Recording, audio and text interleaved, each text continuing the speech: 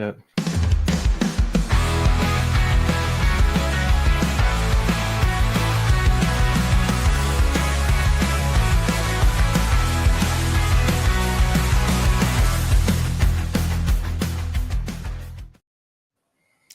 Hey everybody, welcome to Radiant Love, where we passionately debate, explore, and review topics about science, history, religion, and current events. And welcome, Joseph. It's been a while. How have you been?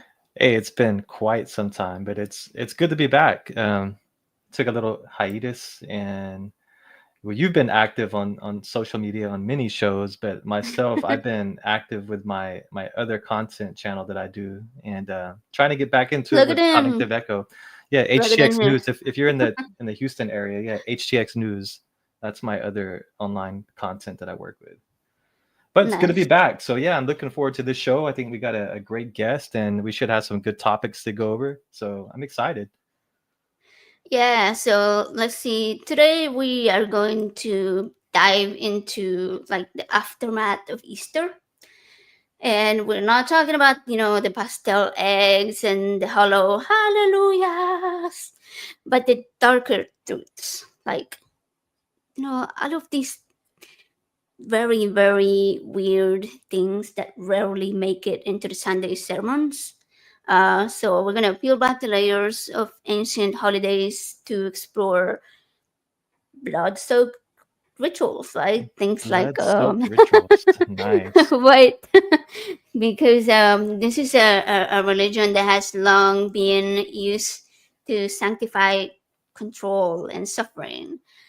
So, we're also going to talk about the Pope, obviously, because that's all over the news. We're going to take a look at the Vatican's long legacy, not just as a religious institution, but their political empire that they have created to, amass power, wealth, and scandal.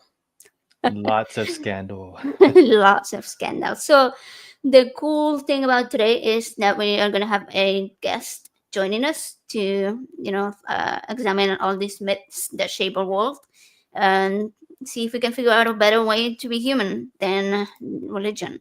So, here we have our friend, Sacrificial Lamb.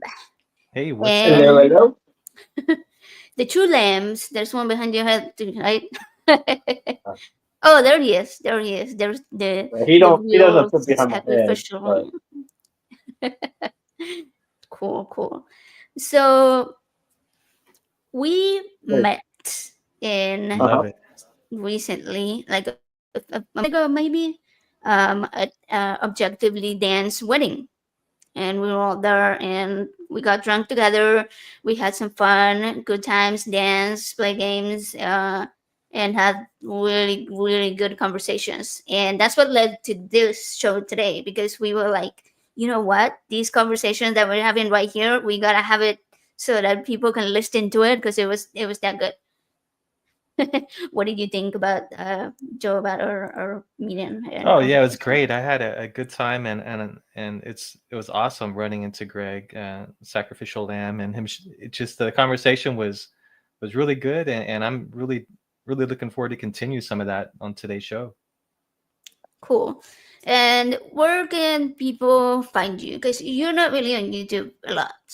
Where are you at? No, mainly on TikTok, just as the sacrificial lamb.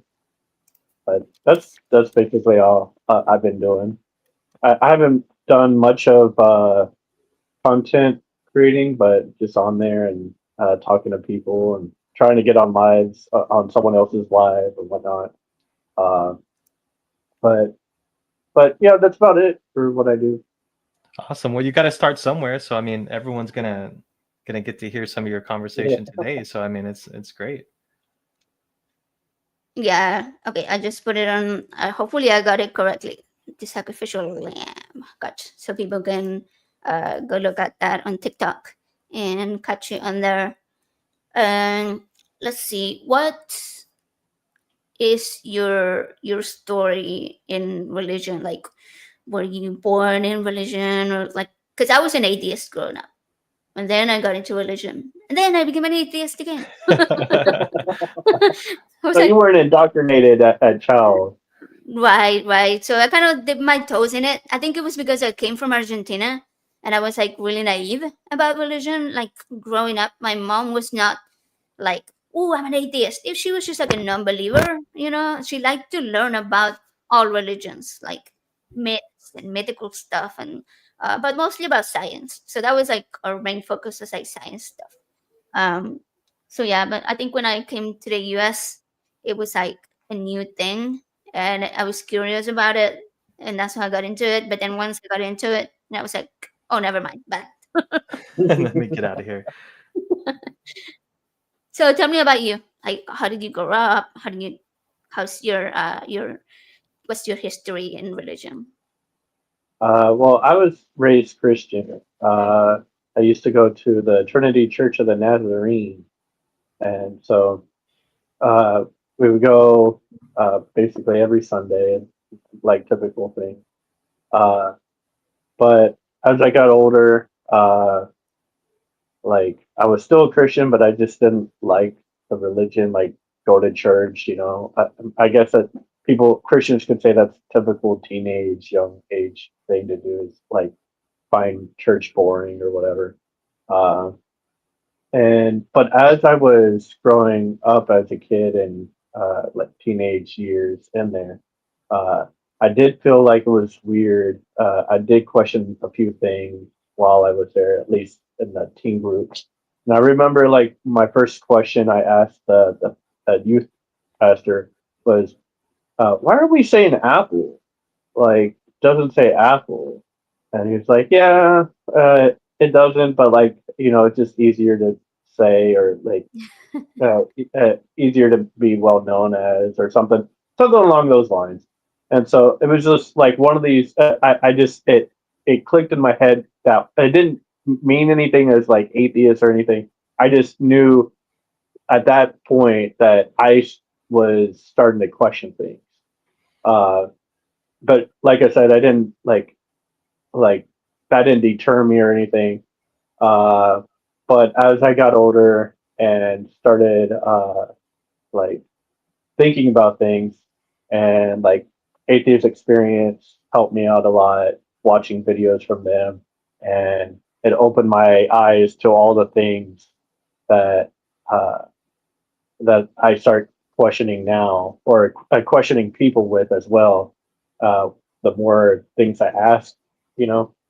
um, but yeah, so raised as a Christian, whatnot, and then um, it was I was like 22. It was around the time I started smoking weed. To be honest, is when I started thinking about more things. You mean the devil's lettuce? I've heard it changed now to the Lord's lettuce, so The that Lord's sounds lettuce. actually better. But yeah, devil's lettuce is commonly known. Uh, but there is something that made me do what I do today, or like what I like to do, and what I used to do, uh, is go to church, pretending to be a Christian, not Mm. to deconvert them, but to have a conversation with Christians and get them to start thinking, um, and get them to start reading their Bible again, not to deconvert them, but to get them interested into reading it because I know that they don't. And and it would be these simple things that what led me to where I am today. Like atheist experience did this question, and it was like uh like I would ask a Christian, how many animals were on the boat, not the number of animals, but uh uh How many and I would pairs? have to Yeah. practice. I would have to practice the wording of it over time because people wouldn't understand it. So I would be like, okay, so there's a set number. What number comes to mind when you think of the Noah's Ark? And some people can't even think of a number. And I was like, then I'd start to have to like help them out with the answer. And I go, you don't think of two, like two of every kind, male and female. And they're like, oh yeah, two of every kind, and blah blah. I go, okay, you remember that, right? Why didn't seven cross your mind? And they're like, 7? I go, yeah. Something I learned that no one taught me this, and I learned this on my own basically, or like the experience taught me this. And I was like, if I don't know this, and I know that they're not teaching this in church, what else don't I know? And if I don't know these things, I'm pretty sure no one else does either. So, which got me to do what I like to do is go there and ask those questions to the congregation. So, um, so it's questions like that. It doesn't deter them or deconstruct them, but to actually learn their own book. But when you, Yeah, let me I, ask him real quick. So when you're yeah, go talking to ahead. them, though, so you portray yourself as a devout follower, then basically, so to make them feel more comfortable, I would assume to discuss things with you, um, Hmm. to make them feel more open about Hmm. talking about things. And if you're showing them something that may be contradicting in the Bible, or just in religion itself, that they won't take it as offensive because they believe that you are a follower just questioning it, versus if Hmm. it's an atheist coming at you with these same facts, you go in defense mode right away. Yeah, Right, yeah, they and will so I try to automatically. eliminate. Sorry. And so I try to eliminate, try to remove that wall that they try to put Yeah. up. So I try, how I word it is I kind of Trojan horse it. Like I go in and whatnot. And so I'm already in, defenses are down. And so I can actually talk to them, you know. And Yeah, my I Yeah, like primary, that. yeah, and primarily what my target, lack of a better word, to engage with is the pastor because I expect them to I put them at a higher standard of actually knowing the Bible versus the congregation. And I when I from what I've gathered and learned is that the pastors really majority, like I said, of doing this, what I gathered is that most of them don't even know much more than the congregation themselves.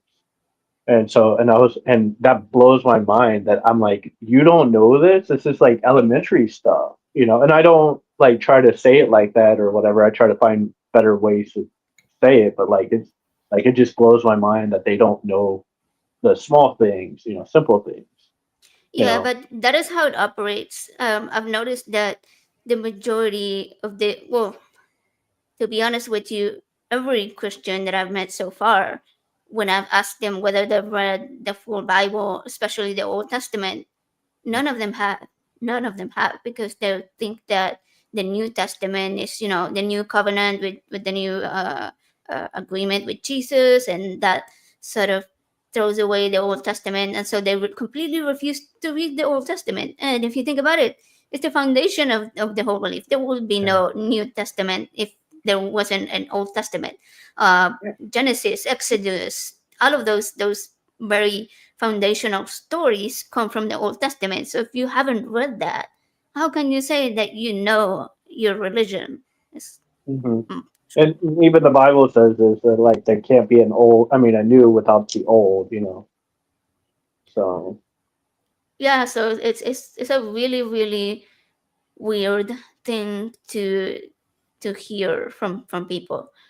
For me, especially, I've had some people who I've asked them, hey, go ahead and read. Why don't you go ahead and read the Old Testament? And they were like, oh, you know what? No, I'm gonna reread the New Testament first. And I'm like, oh, well, you've already read it. Come on, like you should already know it. right. So it's like, yeah, it's really weird, really really weird thing to do. And You said your church was called the Trinity something, right? yeah, Trinity Church of the Nazarene. Okay, and it's a Christian church. Yeah, Because earlier I was talking to someone and I we're said, Nazarene. okay, Yeah, yeah, so I call it Christian. okay, so I was like, hey, do you think that mostly just Catholics follow the Trinity? And this person was like, no, I think you know Christians do as well. So I looked it up, and it's actually true. But I had heard some Christians, people that I know, try to explain the Trinity. Obviously, without success. The Trinity is like pretty complicated to wrap your mind around. It's funny because I when I asked that question to my friend, I was like, all right, you know what am I gonna do? I'm gonna go and ask Chat GPT and see what it says. And I asked Chat GPT, how do Catholics explain the Trinity? And I am pretty sure my Chat GPT is an atheist. Maybe I've trained it as an atheist. I I think don't you know. trained it. Probably because it answered in these exact words. It says, I'm reading it. It says, "Oh, the Trinity, Catholicism's greatest theological magic trick." I laughed so hard. I was like, "Dang, you're biased, dude." Yeah. So yeah, that was funny. But yeah, apparently also oh sorry, my phone started ringing or something. Um yeah, so apparently Christians also follow the Trinity, the very mysterious Trinity that nobody can explain. Yeah. Uh, it also told me these are not three gods, nor are there three parts of God. Each person is fully God, co equal, co eternal, and yet there's only one God. And then there's like a little brain blown icon it sent me. Like, I'm whoa, I'm whoa. liking my chat GPT. And I would go to church and debate them. And I don't use the word debate. I selectively choose my words better whenever I'm at the church. So again, to not have their defenses up. So like, I'll say I just want to have a discussion and whatnot.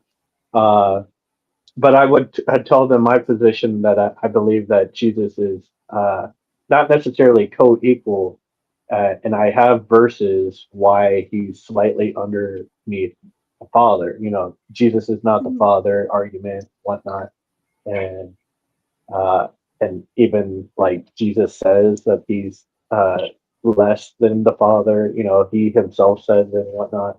And so I kind of have that conversation too with them. But that I think that's as hard the like the hard question that I get to with them because I don't want to get too deep and too hard with them. But that's as far as I go with them. Yeah, that's a really interesting technique to, Hmm. because like I said earlier, if you go in and you tell them I'm an atheist and I want to have this conversation, they're gonna immediately be like, no, Yeah, like but you I are know like, that there's not two 100% that like not two people or 100% agree on everything in the Bible or their religion. So I can pretend to be one and still have my different beliefs or different views on what the belief is. So I don't have to agree with them 100% on it.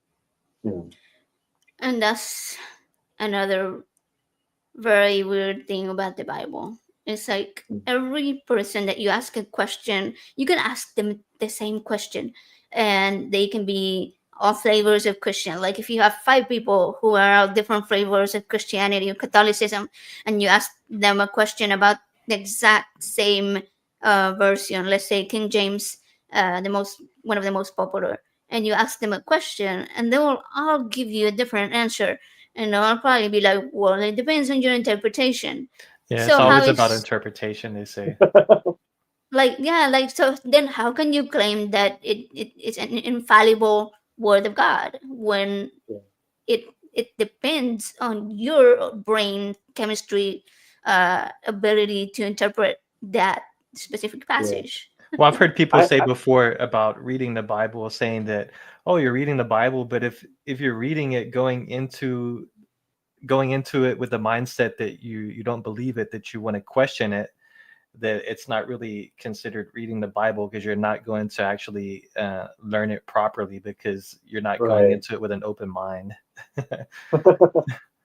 Yeah, But and what's another one I've heard is like you have to go in with love for Christ or something like that. Yeah, yeah, yeah. Like how exactly. can you, Yeah. like if you know nothing, if you've never read the Bible, how can you go in with already with an open heart for it or for the whatever deity you're gonna be reading up on that, right? What is this? The same person may give a different answer each time you ask them the same. Oh yeah, Yeah. that's an excellent point. That's But an I'm not excellent. sure if he's this if Just that question depends on how they is feel towards the that day. Bible, is he might be asking like any question you ask. I don't know if he's just exceptionally average. Are you talking about directly like a religious type question or just like any question in general? No, I I think would he's talking imagine about the a Yeah. religious question about the question. Bible. Okay. Yeah, yeah. I think their answer changes depending on how they feel that day.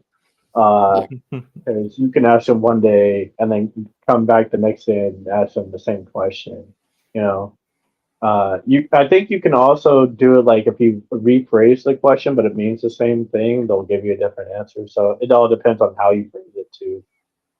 Yeah, and it depends on like whether that day they are interpreting uh, the verse in a literal way or a metaphorical way. Like Yeah. whether Yeah, each one will give you a different answer, whether they interpret it either way.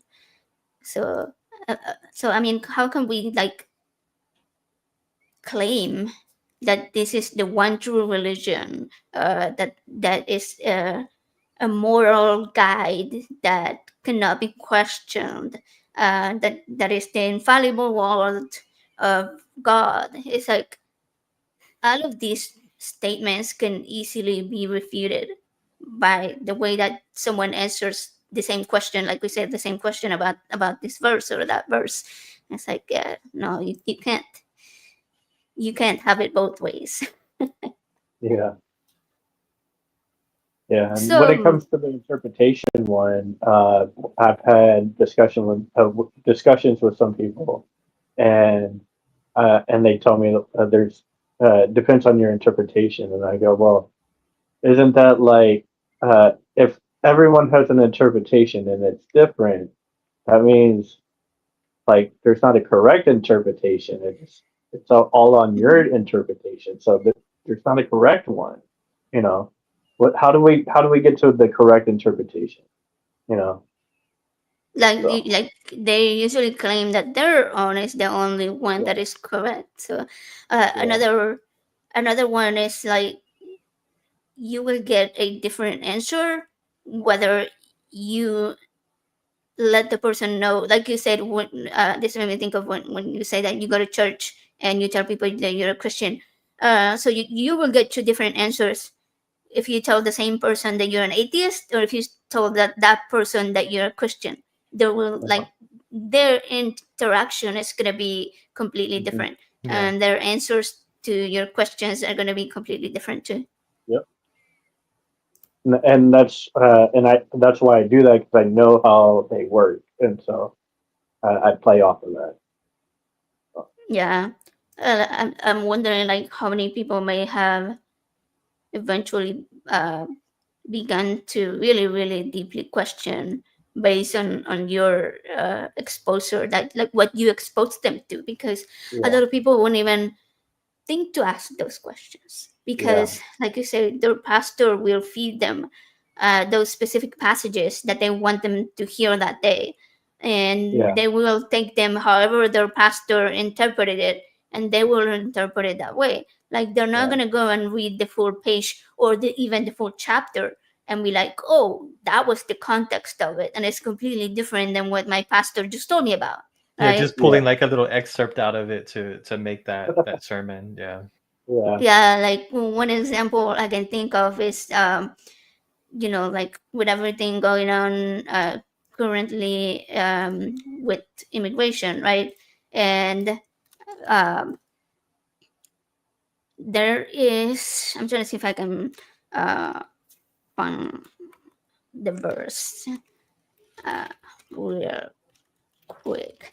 So, people are like very, very religious political leaders use the Bible, or they use their own conservative beliefs to say that people shouldn't be coming into the country and that we should kick out immigrants and all of that. But there are passages. Okay, I'm seeing this in Leviticus and Deuteronomy that instructs how to treat immigrants as native born and love them as oneself. And yeah, sure, they're talking about Israelites, right? That were foreigners in Egypt, but they can use so many other passages out of context. Why not use that one out of context and be like, hey, the Bible's telling me to treat all immigrants like they're citizens born, like they're born here, like treat them nicely, kindly, let them, feed them and clothe them and stuff. And it's like, no, no, Mm. they pick and choose Yeah, whatever cherry part. pick. Yeah, especially from the Old Testament, because even those that have not read the Old Testament are still using passages from the Old Testament to justify whatever hate, like LGBTQ hate, for example. Like, oh, don't wear women's clothing, and that comes straight from the Old Testament, from the rules As that, in, you're gonna be like, well, that's the Old Testament. right? Yeah, but then you're like, Yeah, you're still using it. yeah, I know, but that's their that whenever they try to run away from the Old Testament and then later use the Old Testament to defend their positions on other things. So I'd But be yeah, like, use that again. So I'd be like, that's what happened. That's the Old Testament argument. You know, Okay, yeah. What Sheldon just said about the stranger within your gates. Yeah, I think that might be the specific passage. I know that there was one that did say treat immigrants as your own or something like that. But yeah, like there's several passages that talk about immigrants and people that come into your land, and how you're supposed to treat them kindly and you're supposed to help them out. So and modern Christian nationalists refuse to go by that. yeah, to recognize that. Yeah, to recognize that that is part of the biblical teaching. So love thy neighbor, all of that. But yeah, love thy neighbor, but only if they're straight white males, and also Christians. Everybody else can fuck off. I once saw a TikTok video that made me laugh, and it was I don't know his name, but he's well known, and he was like interviewing people on the street or whatever, like Republicans or whatever. And he's like, if Jesus came to America illegally, would you allow him in or whatever? They're like, no, only if he's legal and has it was a civilian, like a citizen or whatever. That then only will he be allowed. And he's like, really? It's like So Yeah, I think mind I blowing. saw that video going around. I thought it was pretty funny. Let's yeah, see what look at the tree says. Most of the immigrants are Christians that migrant Christians want to keep out and deport, and that's very very true. They're Um, probably more devout Christians than some of the mag hats.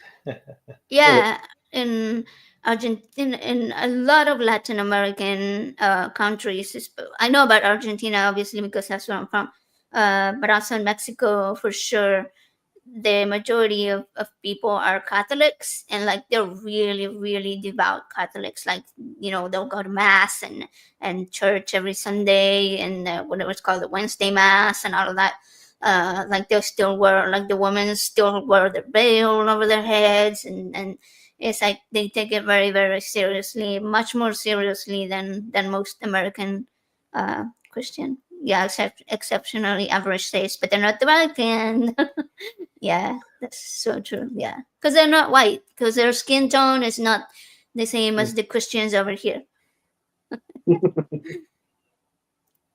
So speaking of uh, Christianity and Catholicism and all of that, um, Easter is over, but it was only a week ago, so it's only right that we shine a little light into the dark side of Catholicism. I know that Christians also do celebrate Easter, but I think Catholics take like an extra step, right? Like they have more rituals that are pretty disturbing, pretty disturbing. Um, and I don't understand how modern Christians can rationalize, or I guess ignore, the darker, more disturbing rituals surrounding Easter. How do you think people can do that? Because like, okay, the lamb, right? Like the blood of the lamb and all of that. Like I love this so much weird, creepy, bloody rituals surrounding the lamb and stuff for both Catholics and Christians. What do you think about that? Like how do people's mind separate all that. I don't know how they do that, but it reminds me of a question I did ask a Christian though, if I can, and Yeah. uh, I was like, uh, I don't know exactly. Like I was talking to him, and I go, I don't know exactly what number off the top of my head that how many animals have been sacrificed, but to like put in perspective, to put it simplistically, simply that let's say every person had to sacrifice one animal for a sin offering, right?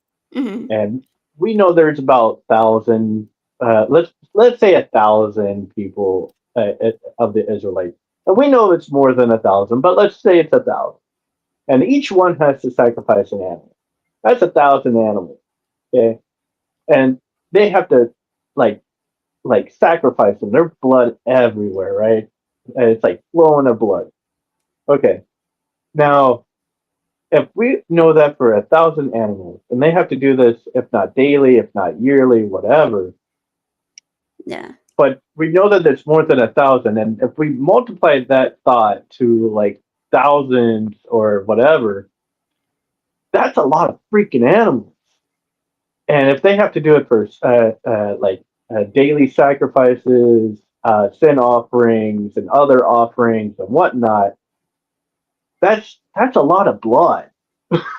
Yeah, and for sure. and so, Yeah. like to multiply that so much, and you got to do it so often that at this point you have to imagine that there's more animals than there are people of the Israelites, and so like how do they manage to have all these animals around them and not run out of animals as they're wandering the desert and whatnot? They're already like crying that they don't have food. How are they able to feed these animals, let That's alone, but like, That's a true. very good point. I never thought about that before Yeah. either. Yeah. and so like, but also all the freaking blood. Like there would be blood everywhere. They're traveling, and blood would be like just a trail Dude. of blood everywhere they went. Like it's crazy, of the amount of blood that they have to shed. You know, Yeah, I mean the Old Testament is like dripping in animal blood. It's like it's crazy. Like I feel like sprinkle it on them, put it on their ear, thumb, whatever. oh yeah.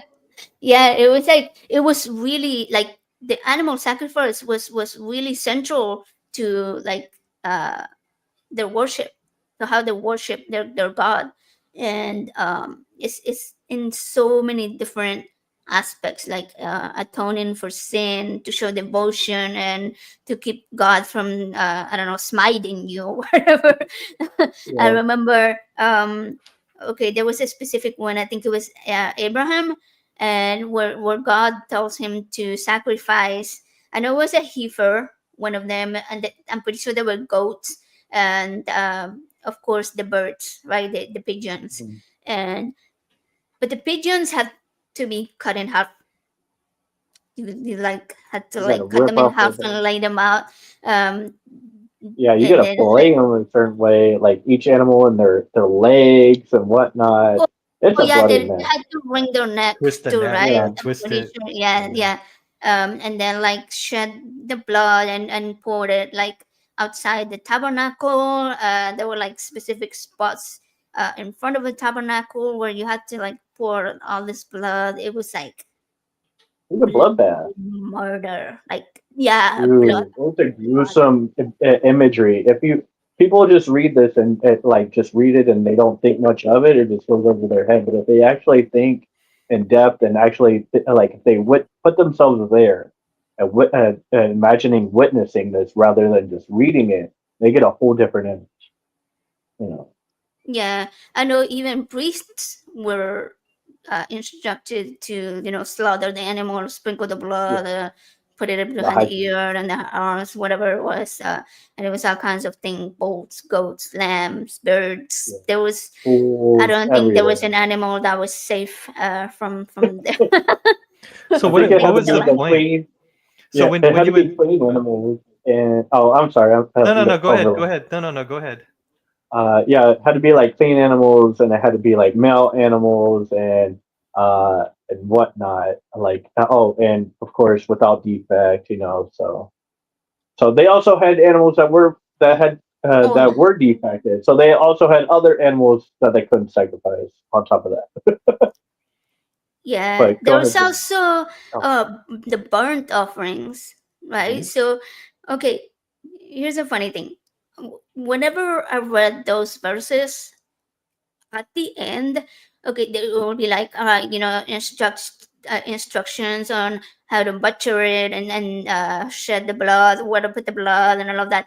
And then they had to put the meat. I think it was without the fat, right? Like they had to Yeah, they have remove to the fat. separate the fat out. Yeah. Yeah, and then they put the meat, and they had to burn it. To me, I don't know. I could be completely off, way off here, but to me, it seems like the priests were asking for like a barbecue. I'm pretty sure hmm somebody ended up eating that meat. I don't. The I don't know. priest, the priest got the good shit. Like that, they were supposed to get the good Yeah, shit, and everyone else gets like the whatever's left over, practically or whatever.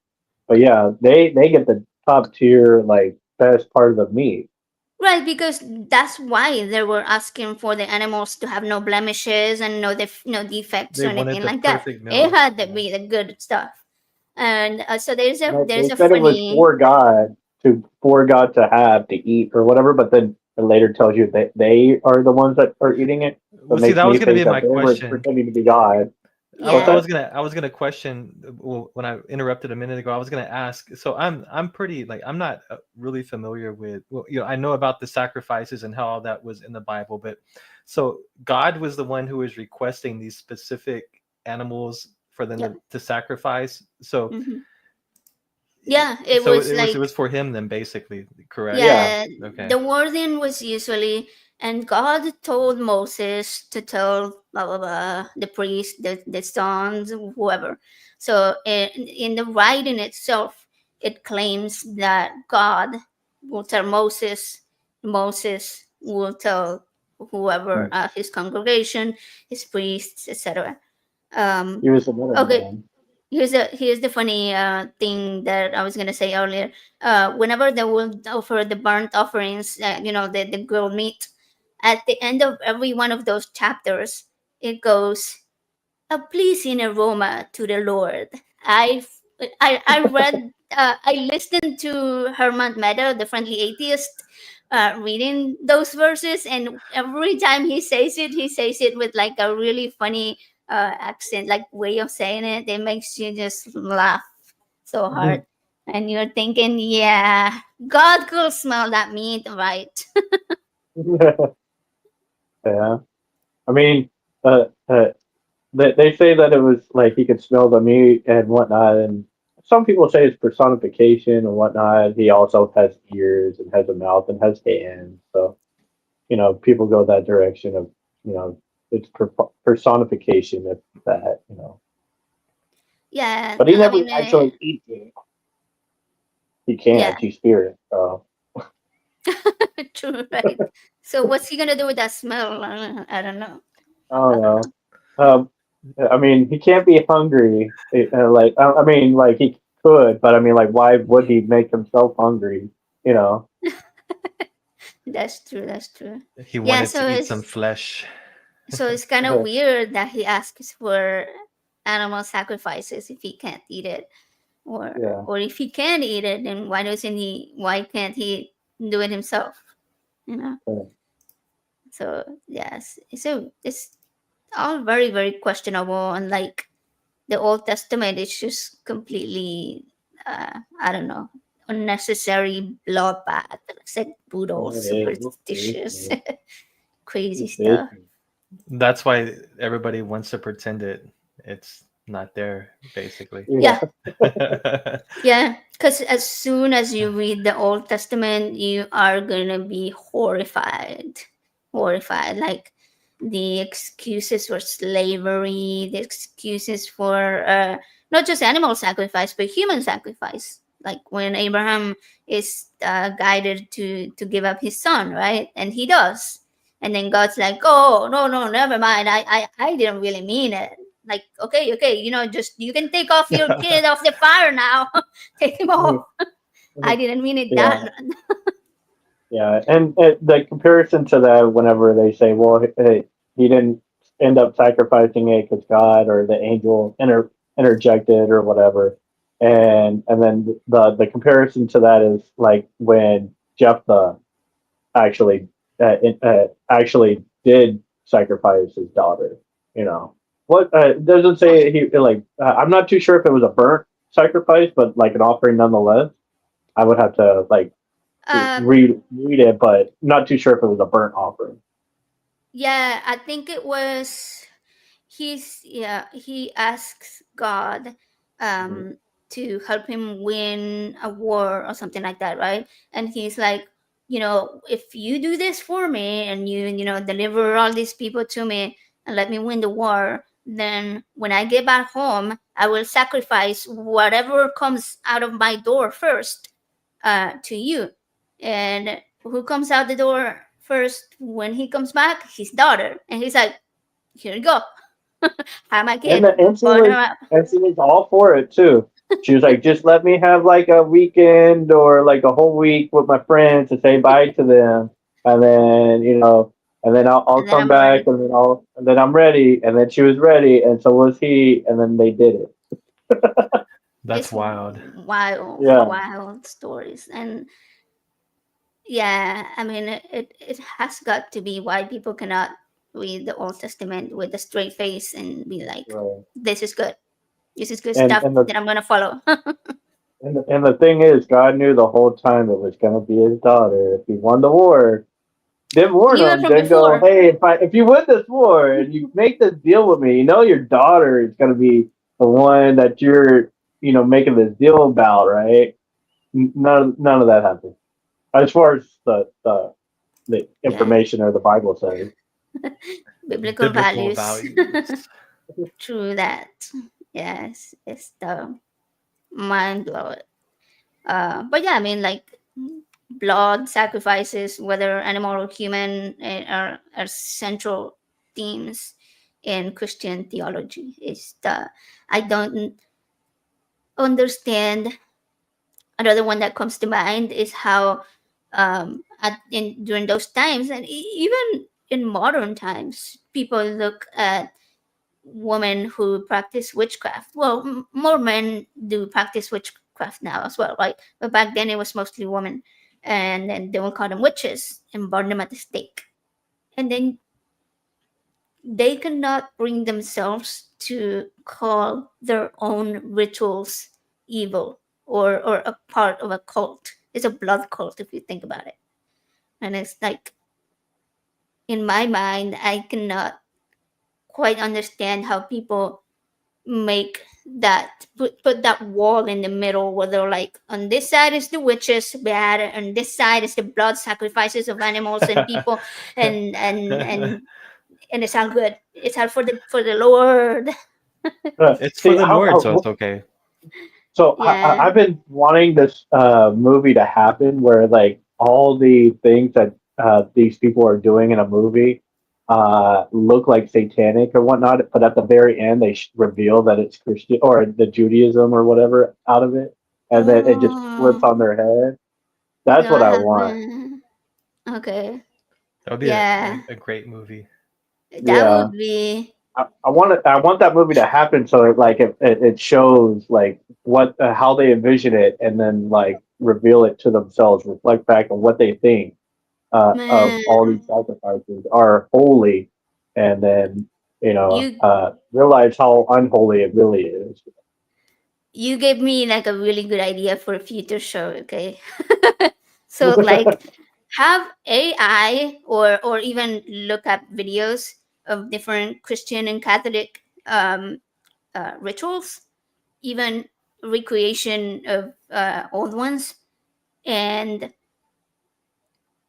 witchcraft stuff, satanic stuff, and have a Christian come on the show and show this person each clip and be like, is this witchcraft or Christianity? And That they would have be to great. guess. Yep. That would be a good That would And, show. be and awesome. And so, similarly, relatively, So it's a little derailed, but I think it's related in some fashion of like satanic, what seems to be satanic, but it's actually Christianity kind of thing, right? And that's the whole concept of why I wear the shirt in the first place, is because it's an icebreaker that in public whenever someone sees my shirt, and so they're like, "Hey, I like your shirt." I go, "Cool, thank you," and whatnot. But like, what do you think about it? What comes to mind? Like, what? How do you feel about it? What do you Uh-huh. think it is? And they're like, "Well, I don't know. It looks like a goat." And I go, "Yeah, well, it's a lamb, but like, but do you think it's like satanic?" You know? They're like, "Yeah, I just didn't want to say that. I didn't want to be rude." And I go, "No, no, it's not rude. I just wanted to make sure you understood if it was satanic or not and whatnot." But what if I told you it was actually Jesus? And they're like, "It's Jesus?" I go, "Yeah, it's the sacrificial lamb. You know, Jesus is the sacrificial lamb. This is Jesus." And they're like, "Whoa." And I go, "Yeah. So you think Jesus is satanic?" Yeah, I So it's that flip where like they don't know their Bible, but they know the sacrificial lamb, but they really don't know it. And so it's to flip it on their head and to reveal what to what make them think. what Yeah. the imagery is being said in the Bible. You think you're reading it and you think you know it, but when you actually see it, you don't actually know what you're seeing. So it reveals it in a different way. You know. Yeah, same thing with angels, right? Like people Mhm. think of angels and they think the beautiful wings and it's a beautifully Yeah. shaped lady or in a dress or something, right? And then you Sure. you read Revelation and Mhm. this thing is creepy as fuck. Yeah, It's like when she got first showed me, eyes under the arms I and was like, like, "What Every the hell day, is that?" right? is It's that like a And demon? so, nightmares. right.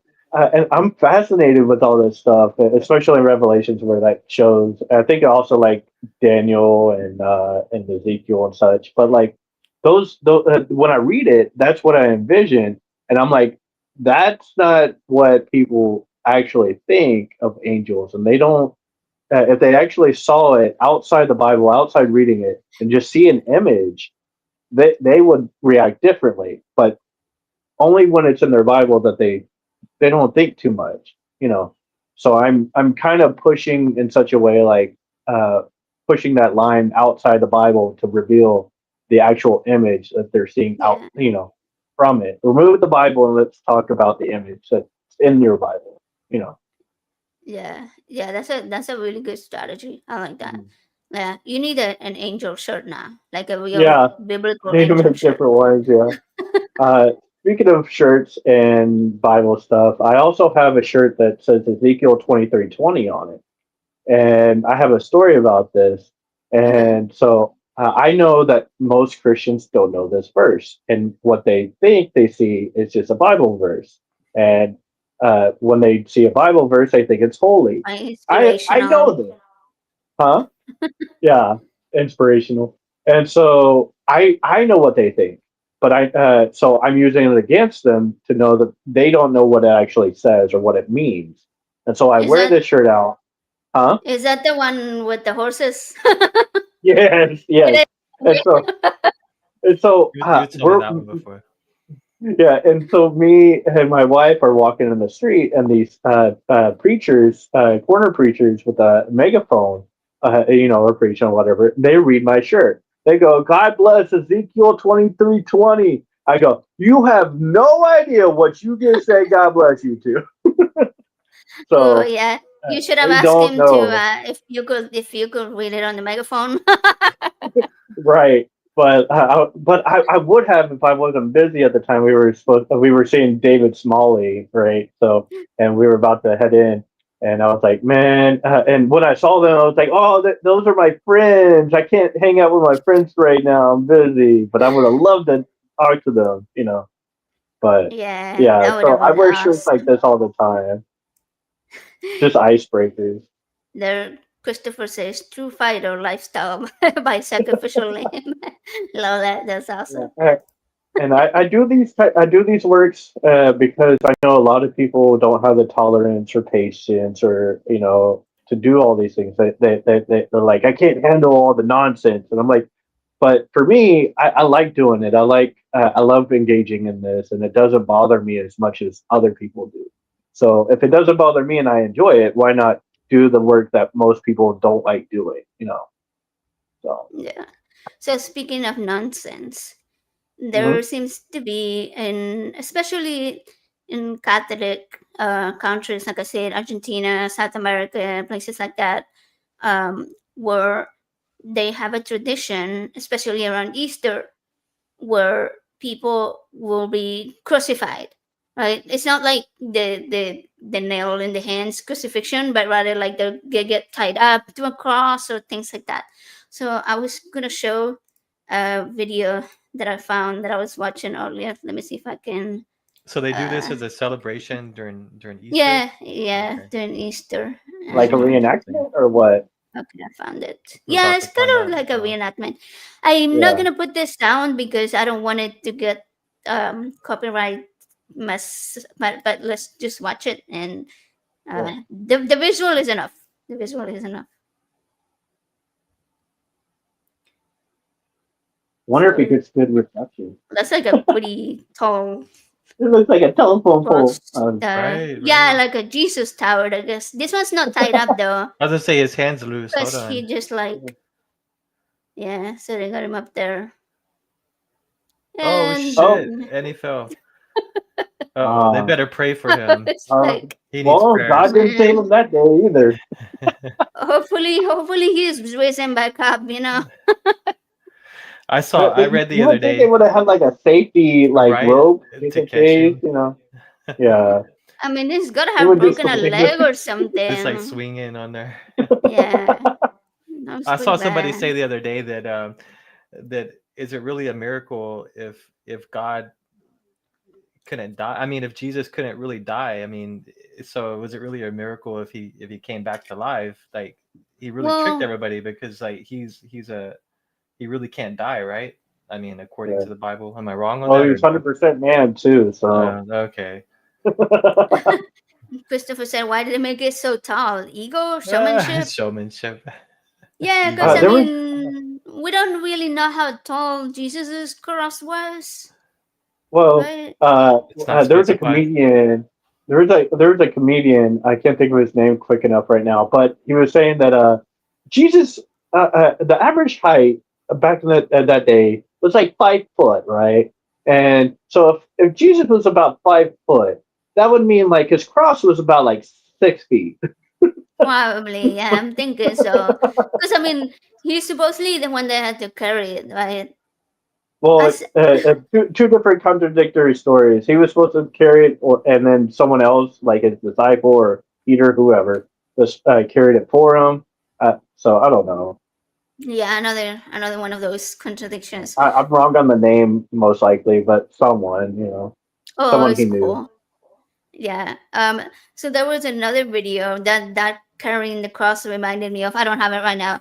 But it was one of these reenactments, and the guy was like dressed up in a white robe like Jesus, and had the cross, the wooden cross, and they're walking around, and everybody's filming, and there's like a crowd behind him, and at one point he stops, and I think somebody like runs into him because they didn't realize he was gonna stop, and the guy gets so pissed off he just drops the cross, and like he like drop kicks the guy, like he just stood up and gave him a I kick, want to see that and video. he fell down on the Wow. ground. It was hilarious, like angry Jesus.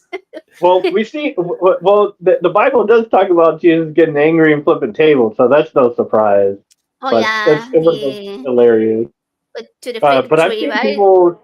I've seen people do like the reenactment of carrying the cross, right? But it has wheels Yeah, at with the the bottom wheels of on the it. cross. Yeah, there's people that they come, they walk across the city, on the side of the road with the cross with the wheels like that. I've seen before. I was like, you cheater! If you're gonna do it right. Right, yeah, you gotta do it right, man. Okay, let's move on with the next You just didn't have no video. training wheels. training wheel- training wheels on your cross.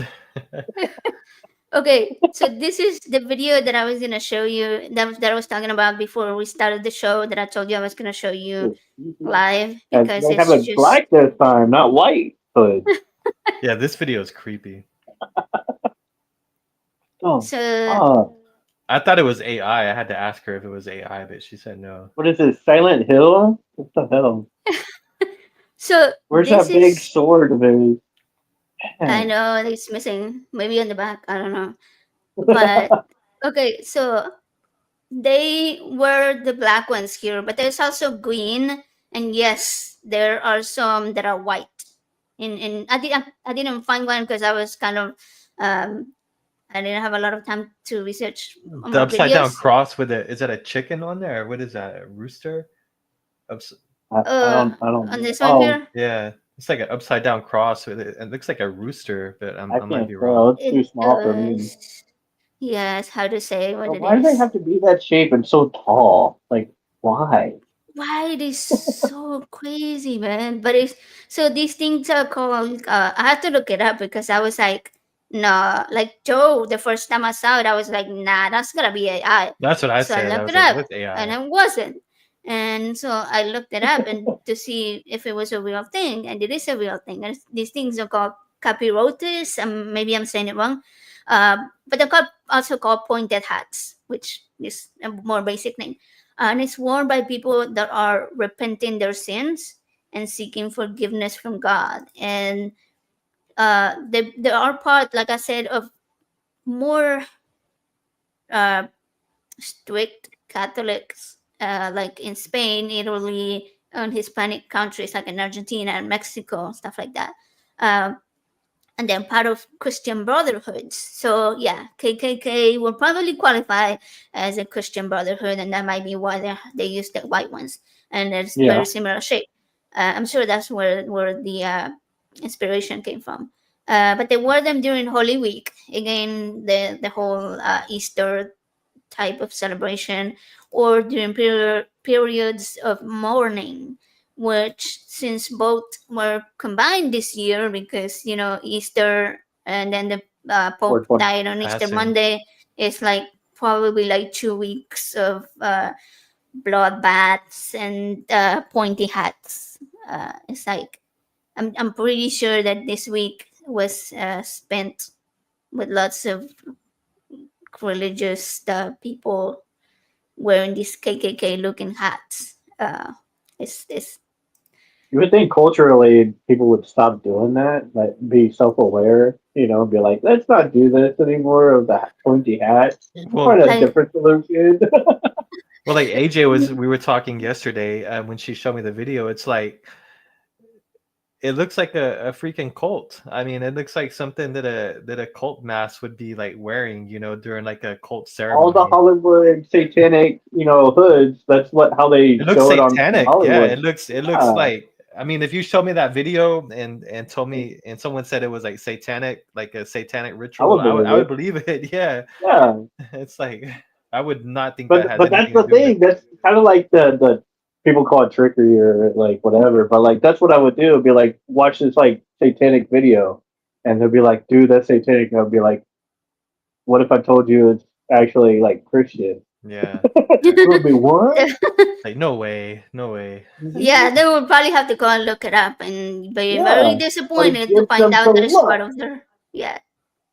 But that's Because what, yeah, that's like what you do, right? Like you yeah, get people to realize like, hey, what I'm looking at is part of this religion that I'm following. Why did I never hear about it? Like look a little bit more into it, have a little bit more critical thinking about uh all of these things that you are claiming to follow. Like sure, you can say that there are good things about religion, the community, the I don't know, they build houses for the poor sometimes, whatever, they may have gatherings where they feed the poor, whatever.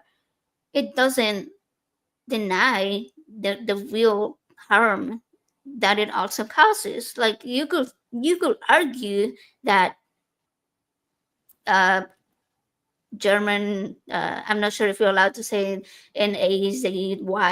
I'm sorry, I word on YouTube. I don't want to get blocked, but yeah, Elon's people. Elon's people. Elon's Um, people. Oh that man, works. there yeah. you go.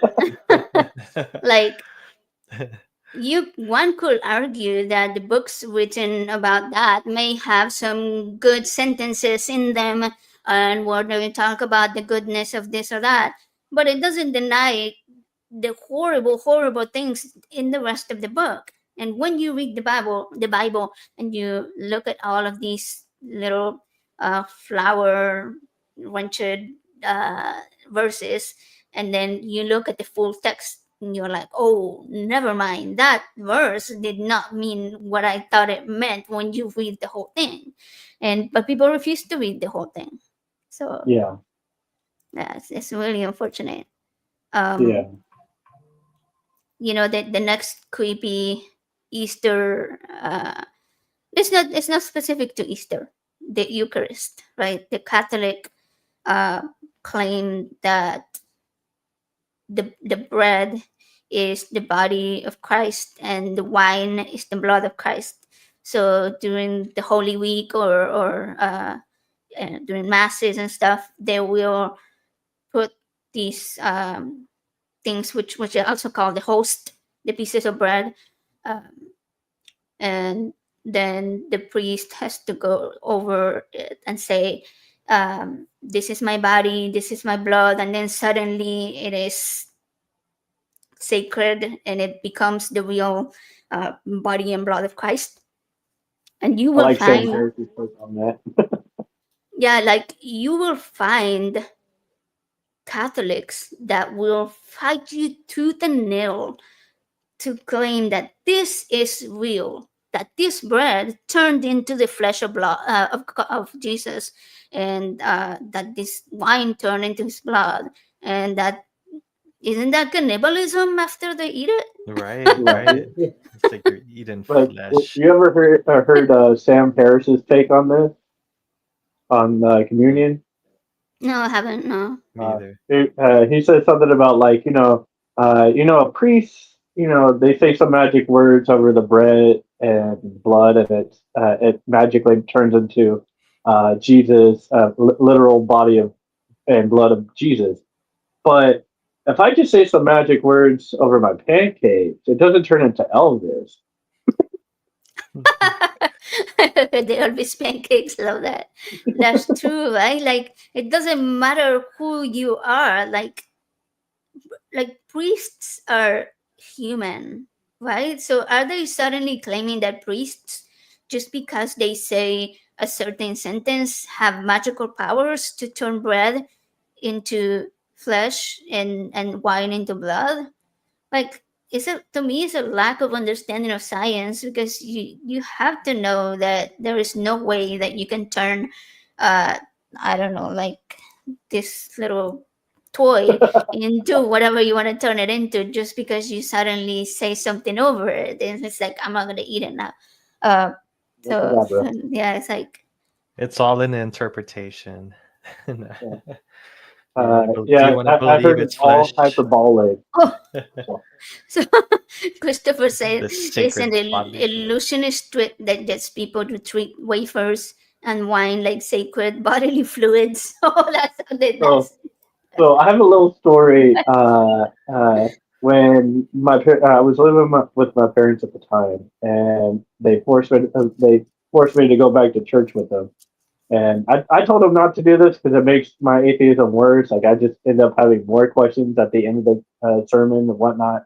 But uh, we were having communion, and I told them years ago, whatever, that they knew I was an atheist at this point, and my mom goes, uh, since you don't believe, you don't have to eat the cracker and drink the little juice or whatever. You don't have to do communion because communion is for the believers. mm-hmm. Non-believers aren't supposed to do this. And I go, thank you, because I hate eating that nasty ass cracker and that nasty ass juice. So thank you for getting me out of it. I So just thought of something that I hadn't connected before. Okay, so the whole thing about science, right? Like you can't turn this cracker into human flesh, right? Especially when you're talking about it being the flesh of this 2,000-year-old dude. Uh, but what about people like me that can't have gluten? Okay, so I've heard people saying that you can ask the church to allow you to use gluten-free bread. So how does that work? Why can't the priest bless it? If he can turn this piece of bread into flesh, why can't he remove the gluten out of it with his words? So Why your can't body God doesn't do it rebuke it. once it hits your mouth? Like God already knows you're like Your if He intolerance, doesn't right? stop you, yeah. And If He also, doesn't stop you from eating it, like turn it into like something different right before you eat it. Like God doesn't do that. God doesn't turn it, and He knows. And He doesn't do shit. yeah, Yeah. and also, if, as the claim goes, the bread turns into flesh, that means that it should no longer have gluten in it because Yeah, it so it is now shouldn't. flesh. So you should be It's fine. now, Yeah. it should be gluten free. So why do you need it to be gluten free? Couldn't you See, just they need eat to do this regular type in bread church. because it's now flesh? Yeah, it's like, okay, like people don't think If about these things, man. it You're not really turns supposed to into question flesh, that. You're and not supposed to question that. Just eat it. No. Just eat then it. start having a allergic Yeah, reaction to just it eat right it. in front of them. You might stop breathing You or said it was something, flesh. if you're allergic to it, but you'll be okay. We'll pray for you. Why, like some faith healing right there? Done. Right? Two in one. Right. Yeah. I mean, it's all. I know that there are certain Christian um, rituals that are kind of weird, but the Christians don't have that, right? They don't have the communion wafers and all that. It's a Catholic thing, I think, right? No, because I was still going. My parents are strict Christians. My dad was a Catholic, and my mom turned him into a Christian, and not Catholic. Okay. But they go to a Christian church, and they have communion like once the first Sunday of every month. Okay. So. Okay. uh, Interesting. Interesting. and so it's the same church I went to as a Nazarene. I was raised once a month doing that the first Sunday. Yeah. Okay. So I always assumed that they were uh, just Catholic, but yeah, I don't have as much knowledge of Catholicism as I do Christianity either. But So the Nazarene church, man, they had it better though. I liked that church when they did communion because they actually had the big loaf bread and not sanitary, but as far as bread quality, they had like the big loaf, and everyone would come by and pinch off a loaf or pinch a loaf, giggity, and then they would dip it in the juice or the grape juice, not wine, but they would dip it and then put it in their mouth. yeah, So, but it was good bread. yeah, but bread dipped in juice. It's kind Yeah. of weird. My mind's trying to think how that would taste. It actually tasted good to Yeah. me. I even had it. Well, I was like, you know what? It's so good. I'm gonna have some. Like when I go home, I'm gonna go buy a loaf and You get go some buy a juice. loaf and dip it in juice. Oh man. I was like Yes. making dinner out of it. I'm just like imagining like soggy bread, but I guess if you eat it quick, it's not that Yeah, I soggy. quit. Yeah, Yeah, you get that flavor, I guess. yeah. Yeah, and I mean it's crazy because then you have people that are participating in all of these ritualistic activities, and they claim that this religion or that their leaders, especially their authorities, are moral authorities for everybody, right? Like they should be, like their morality is perfect and should not be questioned, and especially people like the Pope. Okay, and I think his death has brought a lot of like praise for him. Like I think it's because people feel bad about anyone dying. They don't want to talk badly about somebody that has just passed away. But I think we should be a little bit more critical of his legacy and what he did and what he left behind. What do you guys think about that? Should we? We can dive into that if you want. I mean, Yeah. yeah. Yeah. For me, it's like one of the things I question especially is, but I mean, I'm not sure I can question it, because after everything that we just talked about, it seems like anything goes. But I do question, like, how has the Vatican maintained power for such a long time, despite having so many scandals, and especially things involving child abuse, right? Like all of these allegations of child abuse. Like, how can people still support a religion that doesn't really care about protecting kids? Well, they see it as, well, that was the person, not the church. You know, it's not my religion. It's just there's bad people in my church, but it's not my religion. So Yeah, well, that's the answer they're that most people separated. give when Yeah, they ask that question. Yeah, they'll be like, yeah, "Oh, it's not the church. It's just that was a bad person." Yeah, yeah.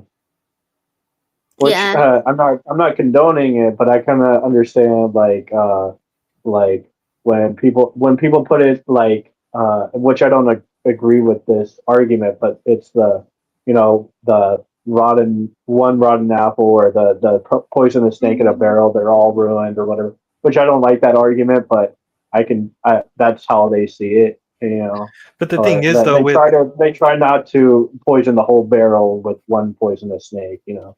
but the thing is with like the Catholics, like if a priest is caught doing something bad, okay, if that's the case, then prosecute him. Don't protect that person, and don't Yeah, move no, them not at all. to another. Like they move them around, and let Yeah, them be in another congregation, which yeah, is like completely unacceptable. They try to yeah, cover it up and hide it, yeah. versus saying, like, yeah, that was wrong. That he needs to be prosecuted.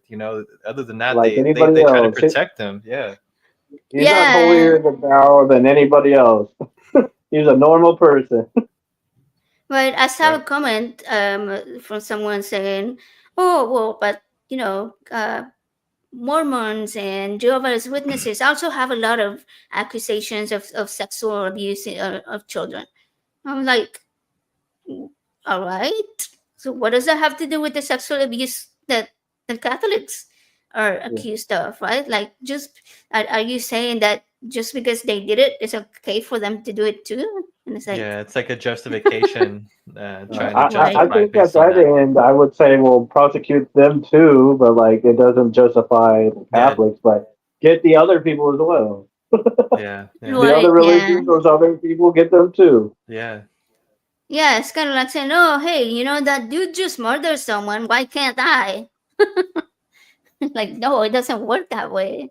But yeah, but like, as far as the sexual abuse, I remember the Pope Francis, he once said that people who accused a bishop or leader of covering up abuse should be dismissed from the church unless they had concrete evidence. So basically, if you accuse somebody of sexually abusing it, you have to prove it. How are you going to prove that specifically? It's crazy. Like, if it's a child that comes out and tells you, hey, this person's sexually abused me, you better believe them. Like, I don't think I don't know, kids don't make up stuff like that. I mean, it's I just would like, see it just like any other thing, like SVU, right? Like you can't just if someone just claims that they sexually abused, you can't just yeah, find them guilty immediately. They do have to. They are subject to evidence and whatnot, just like anybody else.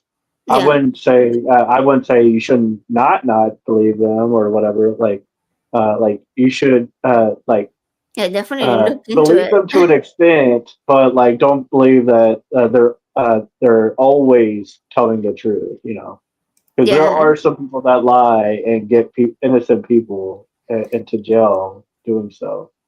So yeah. No, that's definitely true, and I yeah. agree. yeah. Um, Investigate it, but Investigate, if yeah, there's multiple Oh yeah, yeah. That's allegations, what I'm I mean saying. that shows that that usually makes it even more truthful if you have multiple Yeah, people come forward. But yeah, no, I agree with what you're saying as well. Though I mean, people do lie, even children, yeah. and there have been many instances where people are falsely accused of sexual misconduct when they didn't do anything. So Yeah, I mean Yeah, it's a thin line you have to walk for sure. Yeah, yeah. But in the Catholic Church specifically, it's not how it works. They yeah, unfortunately they have a fund which is I know in the U.S. they say that just the California Catholic Church has spent millions in protecting the church from accusations, but worldwide, their combined funds that they have is over $2 billion. Okay, they have in assets put away for whenever there is an accusation, and they use it to pay the lawyers to defend the church leaders and to pay off the victims, basically hush money yeah. so they will not go forward with their accusations and they will just shut up and go away basically. So they have paid millions if not billions already to families of abused children And to to sweep their imagine away. where they're getting that money from is most likely like the congregation. So Oh yeah, in yeah, essence, it would be that congregation is paying them to like hush money and getting them out. So they just don't know. They're just not aware of it. If they are, they're like I don't know, but like that, I believe that the congregation is paying them to do that. They're for just not sure. directly involved. You know. I agree, and I mean people that participate in church should be aware of that. Like, Yeah. if you mention that to somebody who is a Catholic, they're gonna flip out and be like, "You're lying. That's not true." Like, no, no, no, no. And it's like, yeah, it's just crazy. Uh, no, it's definitely a more of a criminal institution Yeah. than a Organized crime for sure. yeah, Yeah. Yeah. organized crime. But speaking of Pope Francis in this specific topic, whether he spoke against uh, abuse or whatever, he didn't do anything about it. He didn't do anything about it. Right? Same thing when you think about the way that he treated LGBTQ people. And speaking of moral authority, because that's what he is for the Catholic Church. He's like their moral guide, and he's been praised for his support of LGBTQ people, saying that he had a meal with a transgender person. Oh my God, he's so great because he like was in the presence of a trans person and he didn't burst into flames. Give me a break. But to me it seems like he pretty much just has a good PR person, like public relations person that makes everything he says sound positive. um, which is what happened with his uh, talks or whatever he said about LGBTQ people. He had on occasion expressed views that are more inclusive than past What the church pushes, right? popes, yeah, and that they do not line up with the Catholic dogma. For example, he stated that being a homosexual is not a crime, and that laws criminalizing homosexuality are not fair. Um, he said things like homosexuality is part of human nature, but the fact is that the Catholic Church's official teachings on homosexuality have remained unchanged. The Catechism, which is their manual of rules that they make teenagers usually read before they do the rituals into becoming a full blown adult Catholic, I guess. uh, Mm. like these things state that homosexual acts are intrinsically immoral and that they are not of the natural laws. So um, I think people misunderstand what Pope Francis has said about LGBTQ people. I was watching a video where he said, and I'm quoting here, he said, "What I allowed was not to bless the union. That cannot be done because that is not the sacrament. But to bless each person, yes. The blessing is for everyone. So to bless a homosexual type union, however, goes against the given right, against the law of the church. And that is his stance. Okay? He is not for LGBTQ rights, LGBTQ marriage. He is for blessing an individual from a couple, each one separately, not blessing their union. As a union, Okay? yeah. Right. So even if he, as an individual, was more accepting than past popes, still, as a pope, he did nothing to change the church's stance on homosexuality, on LGBTQ rights, or anything like that. You know, it may have made him, like I said, made him as an individual more accepting. But yeah, that's as far as it went. And the fact that people are looking at him for being like, oh, he was so progressive and this and that. No, no, no. He as a person, maybe. As a church leader, No. absolutely not. Was not. He would say one thing but not push for change, basically, you're saying. Yeah, and I mean, there was even a leaked audio where he was calling gay people. It was, I don't know the exact word because it was in Italian, but the translation would be the FAG word, right? So like a slur for gay people. Um, okay, so exceptionally, I will say that he supported LGBTQ civil unions, not marriages. But in this audio clip, in this video clip that I saw, it was him speaking, and he clearly said that he did not approve of gay unions of any kind.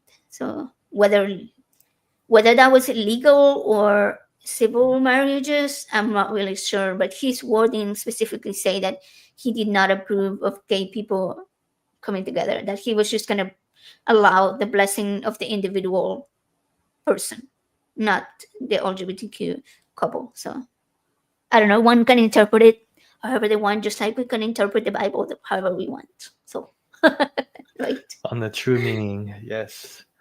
And then he said he was either moral but weak or a liar following the trends. Mm. Yeah, could be either, really. Could be either, you know. Uh, and we need strong moral leaders now. We do, but unfortunately, I'm already seeing um, rumors, articles, and stuff saying that the next popes that are being considered are pretty extreme conservative, sort of right wing views. So Yeah, you would think with the way that, I guess you would say, that the global status is right now in terms of nationalism and stuff, and I think that they're going to take the chance to put a very conservative type pope in power. That's the way I see it. Yeah. okay, so exceptionally average say that he made the comment in 2019. However, the video that I saw was a 60 minutes interview from last year, so it was even more recent. So he was kind of like trying to correct what people interpreted from his first comment. Where in 2019, I'm guessing, where people may have understood that he was blessing In support of it. LGBTQ unions, and then this reporter asked him straight up. She said, "You support LGBTQ people's unions are getting married," and that's when he said that, and he was like, kind of correcting, like, "Hey, no, that's not what I said. I mean this. I mean that I only respect the individuals, not their yeah." Okay, he was an ass regardless. That we agree on. That we can agree on. Yeah. And I mean, yeah, when you think about it, like, if the next pope is goes back to how the previous popes were, that were a lot more outspoken against LGBTQ rights, immigration, all kinds of things, then we are definitely going to see an increase in Christian nationalism here in the States, which we are already seeing, even when we had this Pope that everybody thought was woke or whatever. The woke pope. The woke Pope, I guess. The woke pope. I like that. So it's like, I I don't know if I mean, could say that 10 times fast. Right? Try to say that 10 times. yeah, like we are already seeing religion being used as a political weapon and on a scale that we should be worried about. No, I think they're definitely going Should to we? push to put someone in power over the church that's going to push their agenda, because they see that where we're at, the temperature of politics and religion mixed together these days, it's very volatile. I mean, so they're ready to jump on that. Yeah. They're probably happy that he passed so they could put someone in power Yep. that's gonna I am sure that their own Yeah. bishops and stuff were like worried when he said stuff like that some may have interpreted as being more liberal. They were probably like, "Oh fuck, he's at it again." Shut the Pope up. Oh, Yeah, I mean, if you think about it, the way they pushed him the last few days, that he was sick. He was really really sick, and instead of being like, "Hey, this guy needs a 2 month break or something," like let him rest. Nah, they're like propped him up on a wheelchair with a bunch of pillows, and he could barely wait. talk on yeah. Easter celebration. Where were those healing pastors to heal the Pope? Or why are you Right? so pray to be healed? Yeah. Why was nobody doing some faith healing over him? Like Well, just Right. pray. imagine how many prayers were being said asking, for the Pope to be healed and to keep him, to bring his health back, but those prayers were unanswered, it seems. It was his time to go, I guess. Yeah. They were answered and they were like, no. God was like, no, The word, yeah. The answer is no. you're right. Well, Yeah.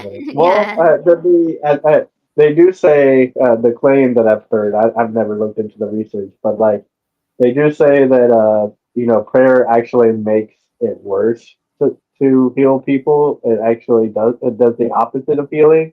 You know, statistically. Well, So the more people prayed for the Pope to be healed, it actually made it worse. the more the less. It's the opposite. Yeah. That's interesting. Yeah, I thought the opposite. Like if we're speaking about science, scientific research, I have heard that prayer has a beneficial effect on people who are sick, but it doesn't heal them. It's just like it's more of a, to me personally, I think it's more of a support system. Like when I read the article, the interpretation the impression that I got was that they were saying that people who have, like individuals who have a group of people who are supportive, whether these people are religious or not, have better outcomes as far as health, right? Like if you're having a surgery or undergoing cancer treatment or something like that, and you have a supportive system, yeah, if you have a supportive religious system, they're obviously going to be praying for you. If your support system is secular, they're going to be still offering you their thoughts and being like, hey, you need anything, let me know. You need a meal, I'll bring it to you. You need a ride, I'll take you. You need me to wash your clothes when you take a nap, I'll go do that. Is support in different ways. In the way of prayer is people being like, hey, I'm praying for you, I'm thinking of for you, I'm hoping that you get better. And so it's it's more of a community thing where the person feels safe, where they feel like they have someone who's looking out for them, someone that's going to do the laundry, that's going to bring them a meal, where they're going to have a ride for sure to the doctor. And both of these, whether one is religion and one is not, is still support. And so you're still going to have a better outcome than a person who doesn't have anybody giving them rights, doesn't hear somebody say, I'm thinking of you, doesn't have somebody to bring them a meal, so they end up eating a heated up frozen junk that that's gonna make their health worse. Uh, they don't have a break because they're not gonna be able to take a nap because they have to do the laundry and clean the clothes and take the dogs out. So it's like you don't have support, you're gonna have a worse health outcome. You have support, whether religious or not. So I think that's where prayer works. But that's the only case where you can think of that it will do something positive, and it's not like, oh, I'm praying that it cure. Like if you're the only person that's out there, like I'm gonna pray that it cures your cancer, and then it's gonna cure your cancer. Nah, that's not gonna happen. That's not how that works specifically. So, but yeah, I Yeah, no, I think I see that aspect because it brings down the stress level of the individual who's going through, the illness or the surgery. And stress is itself, what's the word I'm looking for? I mean, stress can affect your body mentally and negatively. physically like so much. So I could see where that could make a difference when you have that uplifting support of not a community, but just people that are there. You don't feel alone, and they help you go through it. So you're not going through all that by yourself. Very good Yeah, point. Very good point. I like it. and I think that's one thing that religion has that atheism hasn't quite mastered yet. But I think it's because of the numbers. So religion has that community. Like when you go to church, you feel supported. Um, when I got into religion, it was because I was pregnant, and when our baby had been diagnosed with a heart condition. So we were like thinking that our baby was going to pass away at birth and stuff like that. And so we were like, come to church, we'll pray over you and heal you and blah, blah, blah. And so I did. And, they did the whole thing where they bring you up on the stage and the priest prays over you and blah, blah, blah. And when that was done, I felt something. Okay. And in that moment, I was like, it must be the power of Christ, the power of Jesus, the power of God, whatever deity is up there healing my baby and all of that. Nah, it didn't. But that's another story. Uh, but people confuse those feelings that they get while at church with thinking that they are supernatural, and they're not. They're scientifically explained. Like it's endorphins, it's serotonin, it's dopamine. These are natural chemicals It's and all brain of us chemicals. Yeah. produce brain chemicals. It's all it is. And thinking back to it, yeah, it was probably because I was surrounded by a bunch of people that were all giving me their attention, and so my brain was like super happy about that and being like, Yeah. hey, that's Overwhelmed. cool. Right. Yeah. Yeah, so that's the good feeling that you get about it.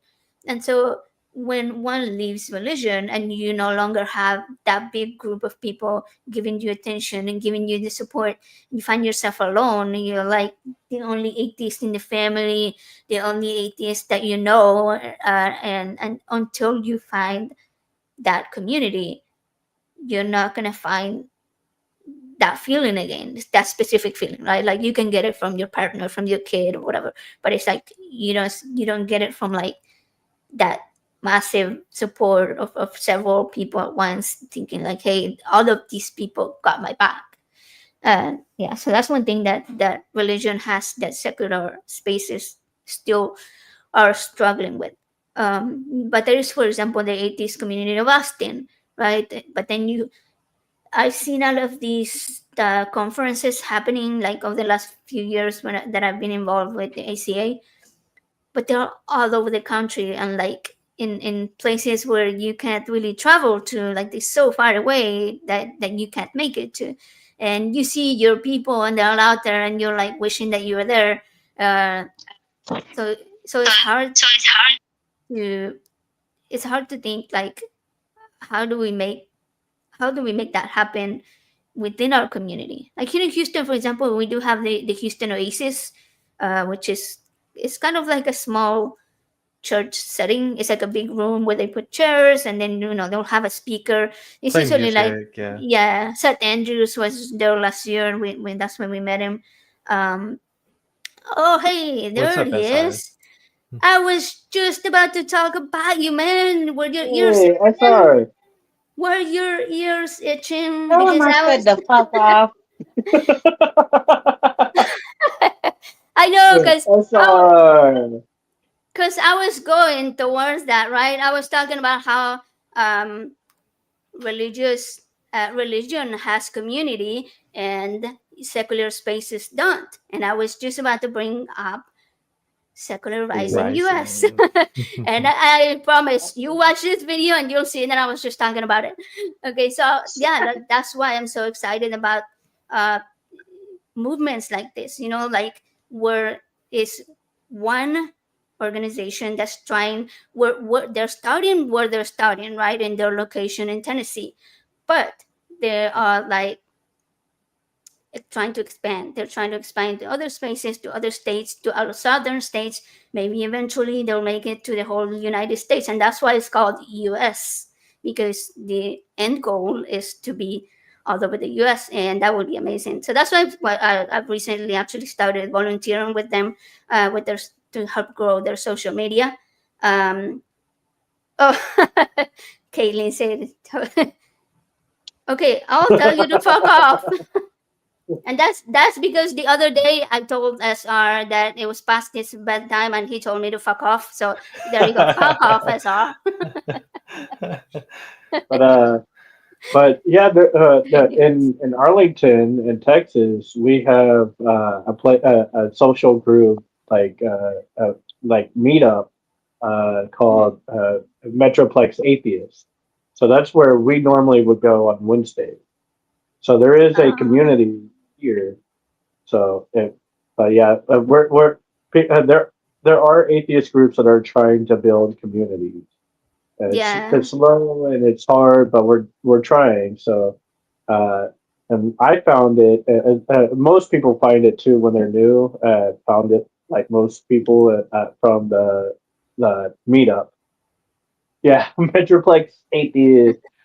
So yeah, so that's how I found it too was on googling atheist meetup groups or whatever, and it's called Meetup. So at least that's the website that I found Metroplex Atheist. So, That's awesome. Yeah, I'm hoping so. Actually, secularizing US is part of helping NanoCon, the Nashville Nuns Convention. Nuns, not I nuns, was gonna say nuns. NONS. Oh, okay. Nuns, like like religious nuns. Like there's no religion. Like none. Okay. So it's coming up in at the end of July. I think it's the last week of July, and they're gonna have some amazing speakers. SR is one of the speakers. Seth Andrews is gonna be. Drew Beckins, and I'm trying to think who else. Sydney Davis Jr. is gonna be a speaker. So I'm really hoping we can make it. I'm working on finding babysitter for our dogs, and if we can do that, then we'll make it happen. Okay, July 26th. Yeah, that's the dates. I think it's 25th to 27th, something like that. So yeah. Oh, Dr. Brennan. Godless Godless engineer. engineer. Nice. I mean, Okay. I've been oh wanting to meet him in yeah, person. Yeah, he's cool. He's I need cool. to go back on his Bible readings, daily Bible reading or whatever. I, Dr. Ben was doing that? no, Oh, Godless God Engineer. was in I was into that for a while. I need to get back into it. Yeah, there's quite a few that do like Bible readings. I think Durante Lamar is currently working with Chris Mallard on the Damn Network, and every morning they're doing a show. It used to be just Chris, and but then he's trying to join forces with uh, Durante Lamar, who has Bridge City, which is kind of a similar concept to what secularizing US is doing. So all three of them are trying to kind of work together to bring all of these spaces that are in different parts of the country together into one. Joe and I actually had an idea. Well, Joe, it was mostly Joe's idea to build a Social media. separate Yeah. social. Yeah, you can talk about it. You talk about it.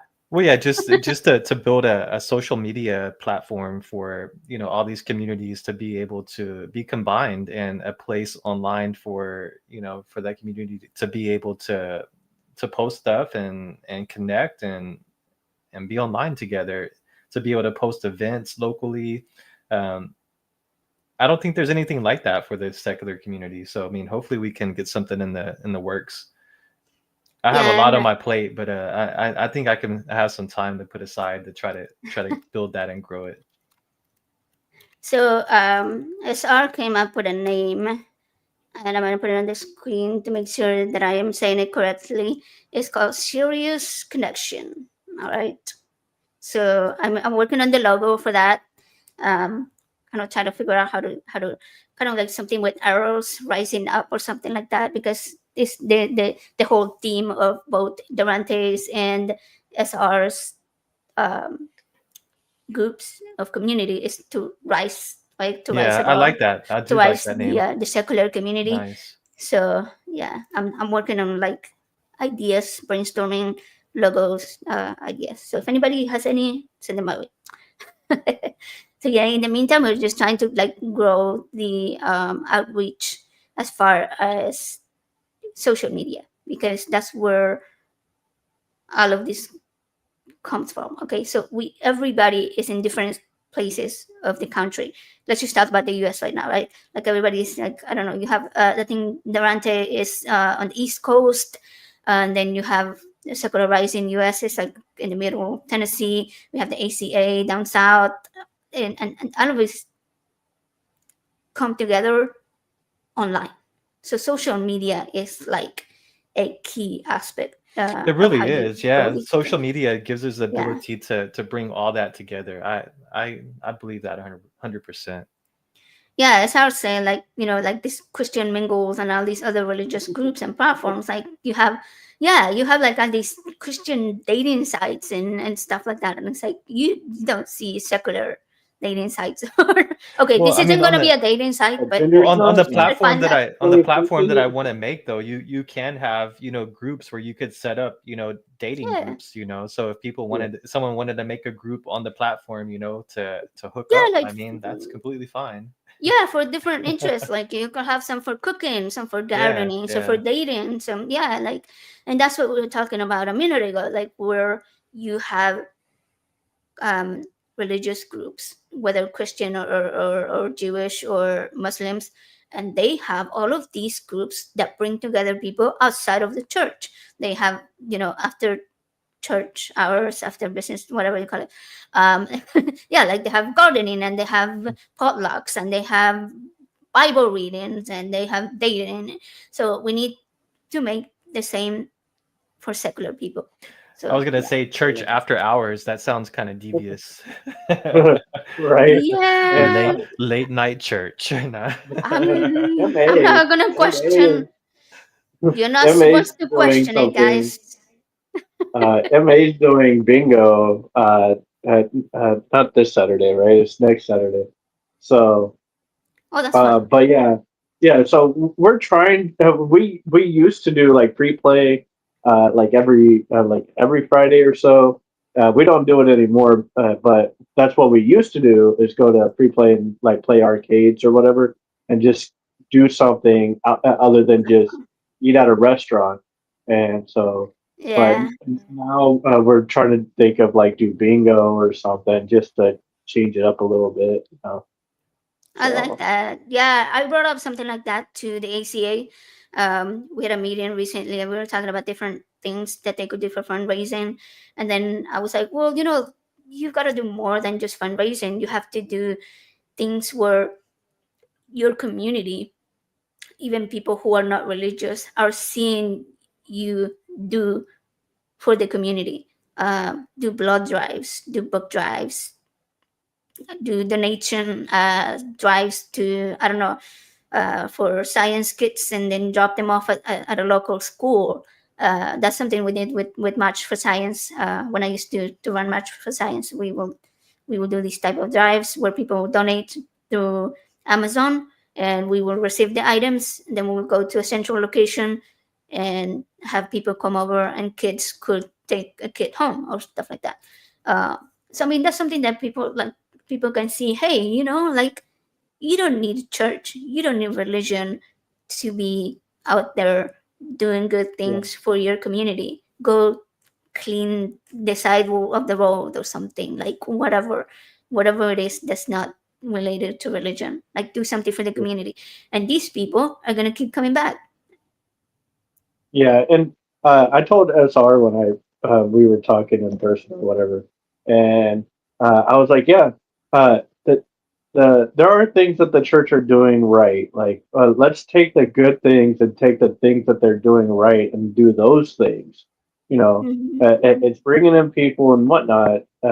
So let's do what that works. You know, let's do that. You know, so we can do like, volunteering service and all the good things out of, you know. Minus the blood sacrifice and pointy Yeah. hats. Yeah, just don't wear the pointy hats for sure. Yeah. And the blood sacrifice, Yeah. I'll take the Oh barbecue though. I'll take the man. barbecue. Yeah. Right, just give me the meat, like already butchered, and don't make me drip blood behind the ear and shit like that. Oh man, yeah, no, but this is They're oh, the building hats. it. Okay, SR, when I'm not sure if we're talking about the same hat, but when you rewatch this stream, you're gonna see what we're talking about. It's like I thought he KKK hats, yeah. but black and green, and yeah, it was, oh. I interpreted it as the barbecue. If there's not a barbecue, that's a deal breaker. So I didn't think he was talking about the hats unless I Oh, the misread hats, it. yeah. Oh man, The let's see. The nationalism national was a broken burger for for me. me. Yeah, man, and I mean we are definitely headed in the wrong direction with that Christian nationalism, and I don't really know exactly how else can we push back on that, right? Because you have uh out of these religious authoritarian figures, even people like freaking JD Vance, right? You have him out there meeting the Pope. Did he kill the Pope? I don't know. Anyways, Mm. yeah, we have all these people trying to push uh, their belief, right? It's just their flavor of Christianity that they think is the best for us. And it definitely has real world consequences for policy making. Like here in Texas, I don't know if sacrificial lamb, if you've heard about the bill that recently passed, where it's a school curriculum, and it's called the Blue Bonnet, and it has a whole bunch of Christian bullshit in it, and it actually passed. And so now every school district has the ability to decide whether they're going to adopt it or not. But here's the kicker: they offer them, I think it's something like $40 per kid, uh, to the schools that The opt-in, basically. that Yeah. are gonna use, Yeah. yeah, that are gonna use that curriculum. And it has all kinds of things, like from the golden rule, the Sermon on the Mount, Genesis. It has a whole bunch of different um, lesson plans for the teachers. I looked at it myself because I was doing a show for the ACAs, the nonprofits, and we were covering this article about it. And I reading through it blew my mind because it actually instructs the teachers to read from the Bible to the kids this specific chapter or page or verses that they're going to use for the lesson. So let's say Genesis. And so it isn't for biology, okay? It isn't for science, but it's for reading class. And so, but they're still telling the kids that this story is true. And, like, hey, this is how humans were made. Women were made from the rib and men were made from the dirt. And women were created because Adam couldn't find an animal to fuck. That Oh, was good wow. enough for him. Oh So, man. God, no, Well, it says, I think he could. I think that wasn't the problem for him. I think he did find an animal, and it wasn't suitable. It It was wasn't. like It it wasn't. wasn't too yeah, satisfactory. Oh man. It's Orion is like here it's not too. working. But that was God's first failure, wasn't it? Though, like if it wasn't a suitable helper, and Adam knew this, God also knew this too. So he was fucking with Adam already. Okay, so real quick, Ryan Kurtastic, she is on the Damn Network in the morning that I mentioned with Durante Lamar and Chris. She's been doing the show with them. So all three of them do the show together in the mornings. She's really cool. I'm gonna have her on my show one day. I didn't know that she knew I existed. So, Now you But do. anyways, along with the Bible in school, or at least reading it to children, I asked adults, like people that like, would you read the Bible, all of it, without skipping and everything, to your kid or to a child? And they're especially like, Ezekiel, it's like 50-50, and I was like, ooh, like, either answer is bad. man. So I know they were saying that the districts that do adopt this curriculum, like they're not supposed to have to push it all out at one time. Basically, they're supposed to like slowly bring it into the teachings, basically, of the curriculum. But there are some schools, like for instance here near us in Conroe ISD, which is north of Houston, they announced that they're gonna implement everything, right at the start. Basically, they're not, there's no, slowly going into it. So they're like, you're gonna know who God, know about Jesus like right away. Yeah, I mean, it's so mixed up. There were so many. Man, I wish I had the document that I created when I was doing the research for the show that I was doing, because I oh sorry, Nightbot is Nightbot. fucking Oh, with SR. SR. He doesn't like him.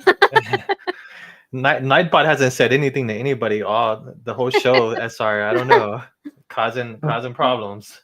You're a troublemaker. Uh, yeah. So I mean, they were like, I'm thinking there was something like 13 different lessons or something like that. I went through the whole list, each one of them. Like I said, there was a Sermon on the Mount. There was Genesis, which obviously teaches terrible science and biology ideas to kids, like, because look, you read the Bible and then the creation story of how humans came to be, and you ask someone who is a believer whether they think this is metaphorical or literal, and the majority of them are going to be like, well, it's literal because God created us. And so yeah, the science just doesn't match up there. So how do you teach a kid that It's a this is a problem. literal Yeah, creation? Yeah, and then you go and put them in a science class, in a biology class, and be like, hey, this is how babies are made, and their kid's gonna be like, nah, God created me in His image. So yeah, the I stork know. flew. Yeah. I got dropped off by the stork. I used to watch Tom and Jerry, so I know. Oh yeah, that's much more believable right there. I mean, storks are animals, humans are animals. That is closer in the biology teachings than some random dude But from the sky I got sprinkles some dirt. thinking about creation story of Adam and Eve and whatnot. Oh, yeah, go ahead. Uh, I got I was me and Caitlin were cuddling one night, and we love telling this story. And uh, I got her to start thinking, and I'm not too sure at the time that she didn't know I was atheist at the time. I just didn't tell her. She didn't ask. But she knew I was very like I was excited, or like I like talking about the Bible a lot. So, and we were cuddling, and I was filling her like side or her ribs. And I go, let's start. Let's count your ribs. And she goes, wait, you're telling me I don't have one more rib than you? And I was like, no. And she goes, "The fuck?" Let's I'm count. right. She started counting her ribs and whatnot, and she was like, "Man, they be lying to me. I'm gonna start reading the Bible." Yeah, No, you she will didn't be get too far. surprised how many, yeah, like you will be surprised how many adults think that that's how it works, how it is. Yeah, Mhm. it's like She wild. not till that day. She never really thought about it, and like and never counted her ribs or whatever. You know, she just 30 years. 30 years old. Damn, yeah, yeah, crazy. So tell me about that. How? So you were saying that you started watching the ACA shows. Like how long ago was Mhm. that? Uh, I can't do the math in my head. I'm not that good at math. It's simple math, but I'm not gonna do it. But I was like early 20, like 22, 23. You know, and it wasn't just the atheist experience. It was different things, and like I fell in love with Dark Matter 2525, Oh, and I it, recently found that channel. So cool. and so my first video was if man obeyed God, and that episode just blew my mind, and I was like, "Oh fuck," you know. So like, and then I started watching more of him, and I started watching more of the atheist experience and whatnot, and just like binge watched a lot of them and whatnot. So like all those videos made me who I am, you know. And so their content changed me, and if it changed me, then it changed a lot of other people as well. It can, and you know, so it works, you know. And then you know what happened to me, you know, happened to I helped Caitlin get out of Christianity too, you know, Not like intentionally, but not intentionally, but like I helped, you know. yeah. So you know, I helped her like start questioning things, and then I was showing her the videos I saw, you know, never really telling her like to change her mind or whatever, just challenging her. You know, what do you think about this or whatnot? And then she, after watching all these videos, she was like, you know what, I'm going to start watching these videos on my own, and she started to start questioning things more and whatnot. And she's like, "I saw this video, blah blah," and I go, "Yeah, I've seen that, and it's in the archives or whatever." Yeah, they're very old videos, but I remember watching them, and it's a good video, you know. So Eric Murphy ripping pages out of a Bible changed my life. Oh, so did yeah, he? Okay, I haven't seen yeah, he that started one. ripping the Bible. I think later he said he didn't approve of Oh, him yeah. doing that People do himself. that, yeah. Or at least in a video, he said he was like, "That wasn't a good thing I did," but like you know, at the time, that's his emotion It of felt how he like, felt. yeah. Yeah. Yeah, I mean, it So was like raw and honest at least, you know? yeah, but yeah, man, talk heathen, all those videos, those channels, like they're very helpful. You know. That's cool. Yeah, I mean, I had a similar story. Like for me, like in 2020, when my kid had heart surgery, and I was sitting there by the bed, kind of like, what the fuck, where's God, you know? And that's when I first started like really questioning, because that was actually the reason I got into religion, right? Because my kid was sick and kind of wanted God to heal their physical problems, and you know that didn't work, but I didn't really think about it. It was more like it's God's will, it's God's plan, and continue to pray and blah blah blah, or you're not good enough, or you're not doing it right, or you know, it was never God's fault. It was always my fault. I must have done XYZ, whatever. Well, you're a um woman, I and was God thinking hates I am a Stockholm. woman, men. exactly, yeah, like a woman. I was So thinking Stockholm, but yeah. yeah, yeah. So that was like the first time that I was really like doubting, because I was sitting there and my kid was already like 8 or 9 at the time, and it was in the middle of COVID, and only Joe and I were allowed to be in the hospital.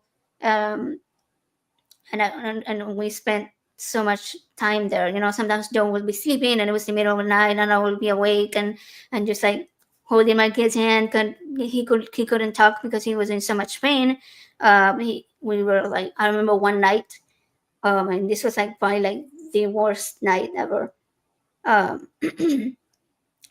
they had to get him up to go to the bathroom, and because they had already taken out the catheter and all that, so he had to get up, and we were trying to force this little kid that was like in tears from the pain, and trying to make him walk from like here to the wall. It was literally like half a room's distance, like not much. Yeah. And I was like, man, like it's just us here, right? Isn't it? Like there's nobody's out there. Like my first thought wasn't I'm gonna pray that we can make it to the bathroom or something. It was just like, no, fuck that. Like it's just us right here. Like Like what kind nobody's helping. Yeah. yeah, like what kind of God will allow this child, no matter what I did, no matter what my parents did, no matter what Adam and Eve did, who the fuck will allow this little innocent kid to go through that? Like have their chest cracked open and sealed back up, and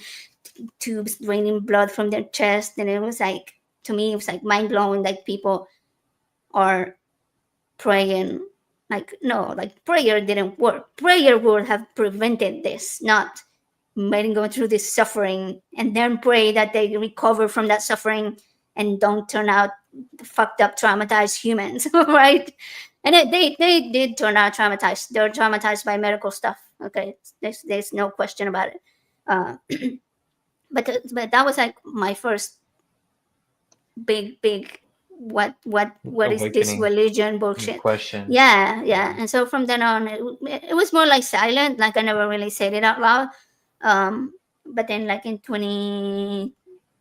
I want to say maybe like 2023 or so, I also started watching the ACA shows. It started because I was watching a video about gender from Forrest, the very first one that he made that he hates. And so I watched that video a bunch of times because it was like I was like trying to understand all the information. It was just 30 minutes, but I had to watch it a couple times because there was just so much to it. And so I guess my YouTube algorithm was like, oh, you like Forest? Here's some more Forest videos. And so it started popping up the ACA videos and the Lion videos. And I was like, oh, okay. Like, wait, there's people talking about this? And they have people call them and have debates about it? Okay, cool. So I started watching. Then the next one that I saw that I really liked was SR. And I was like, all right, like I like the views. And then I realized that it took me actually about a year a little bit less than a year to realize that the ACA had other shows aside from AXP. And that's when I found, Talk Heathen. And then I found Truth Wanted. That was my favorite aside from AXP. And yeah, so that's how I started to get involved with it. And then I went on the after shows. And I know the first person I talked to on the after show was obviously Kelly, because he's the one that runs them. And then SR, because I felt like he was one of the more laid back hosts. He wasn't like pretentious or like you weren't like too intimidated, I guess. So yeah, I was like, all right, I'm gonna make a call, a voice call. And yeah, that was how I ended up. Kelly was like, hey, you wanna be on Truth Wanted? And I was like, what, me? Sure. So yeah, I went on Truth Wanted first, and then the Nonprofits, which is another awesome show. And I'm gonna be on it next week, actually. Well, we'll record next week on the 30th. So I'm gonna start preparing today, I think. Anyways, yeah. So I really enjoy doing that because we talk about really important current events. They always pick articles that are relevant to today. Like, we're probably going to talk about the Pope, I'm pretty sure. So yeah, oops, hearts. Nightbot doesn't like the love. We need to reprogram Nightbot. I know, yeah. I think we need to reprogram Nightbot. I don't think we've messed too much with it. To be honest with you, I don't even remember if we have any commands. I don't think so. My bad. That's all me. He's a dark pot. Yeah. He's a little sensitive, little bitchy sometimes. But anyways, yeah, that was like how how I ended up on all of these awesome shows, and now um, working with SR with secularizing US. That's like one thing I'm really enjoying because, as Joe can tell you, I used to really love what we used to do for March for Science. After, I don't know if you were aware of when the first term of our current president, that shall not be named, um, but then during the first term, uh, there was such a push against science that all the scientists were pissed off and they came up with the March for Science. So the national one helped create all of these little satellites for each big city. And I was one of the ones that organized the one for here for Houston. And after the march, we were like, well, we can't just leave this here. Like, we got to do something more. So we started doing all of these events that I mentioned earlier, like uh, fundraisers and blood drives, book drives, science kit drives, and all that kind of stuff. Um, so that's something that I'm really looking forward to because I missed doing that type of stuff. Feeling like you're part of community. Hey, we have our Dramatic. Oh, moderator, pragmatic Mm, crystal on the house. Boom. mm. it's been a while. Been a while. Now we can tell Nightbot to behave. But no, Um, it's great. I mean, I hope that you can use that same passion that you had for that and put it into this to help grow this community, which is mm. great.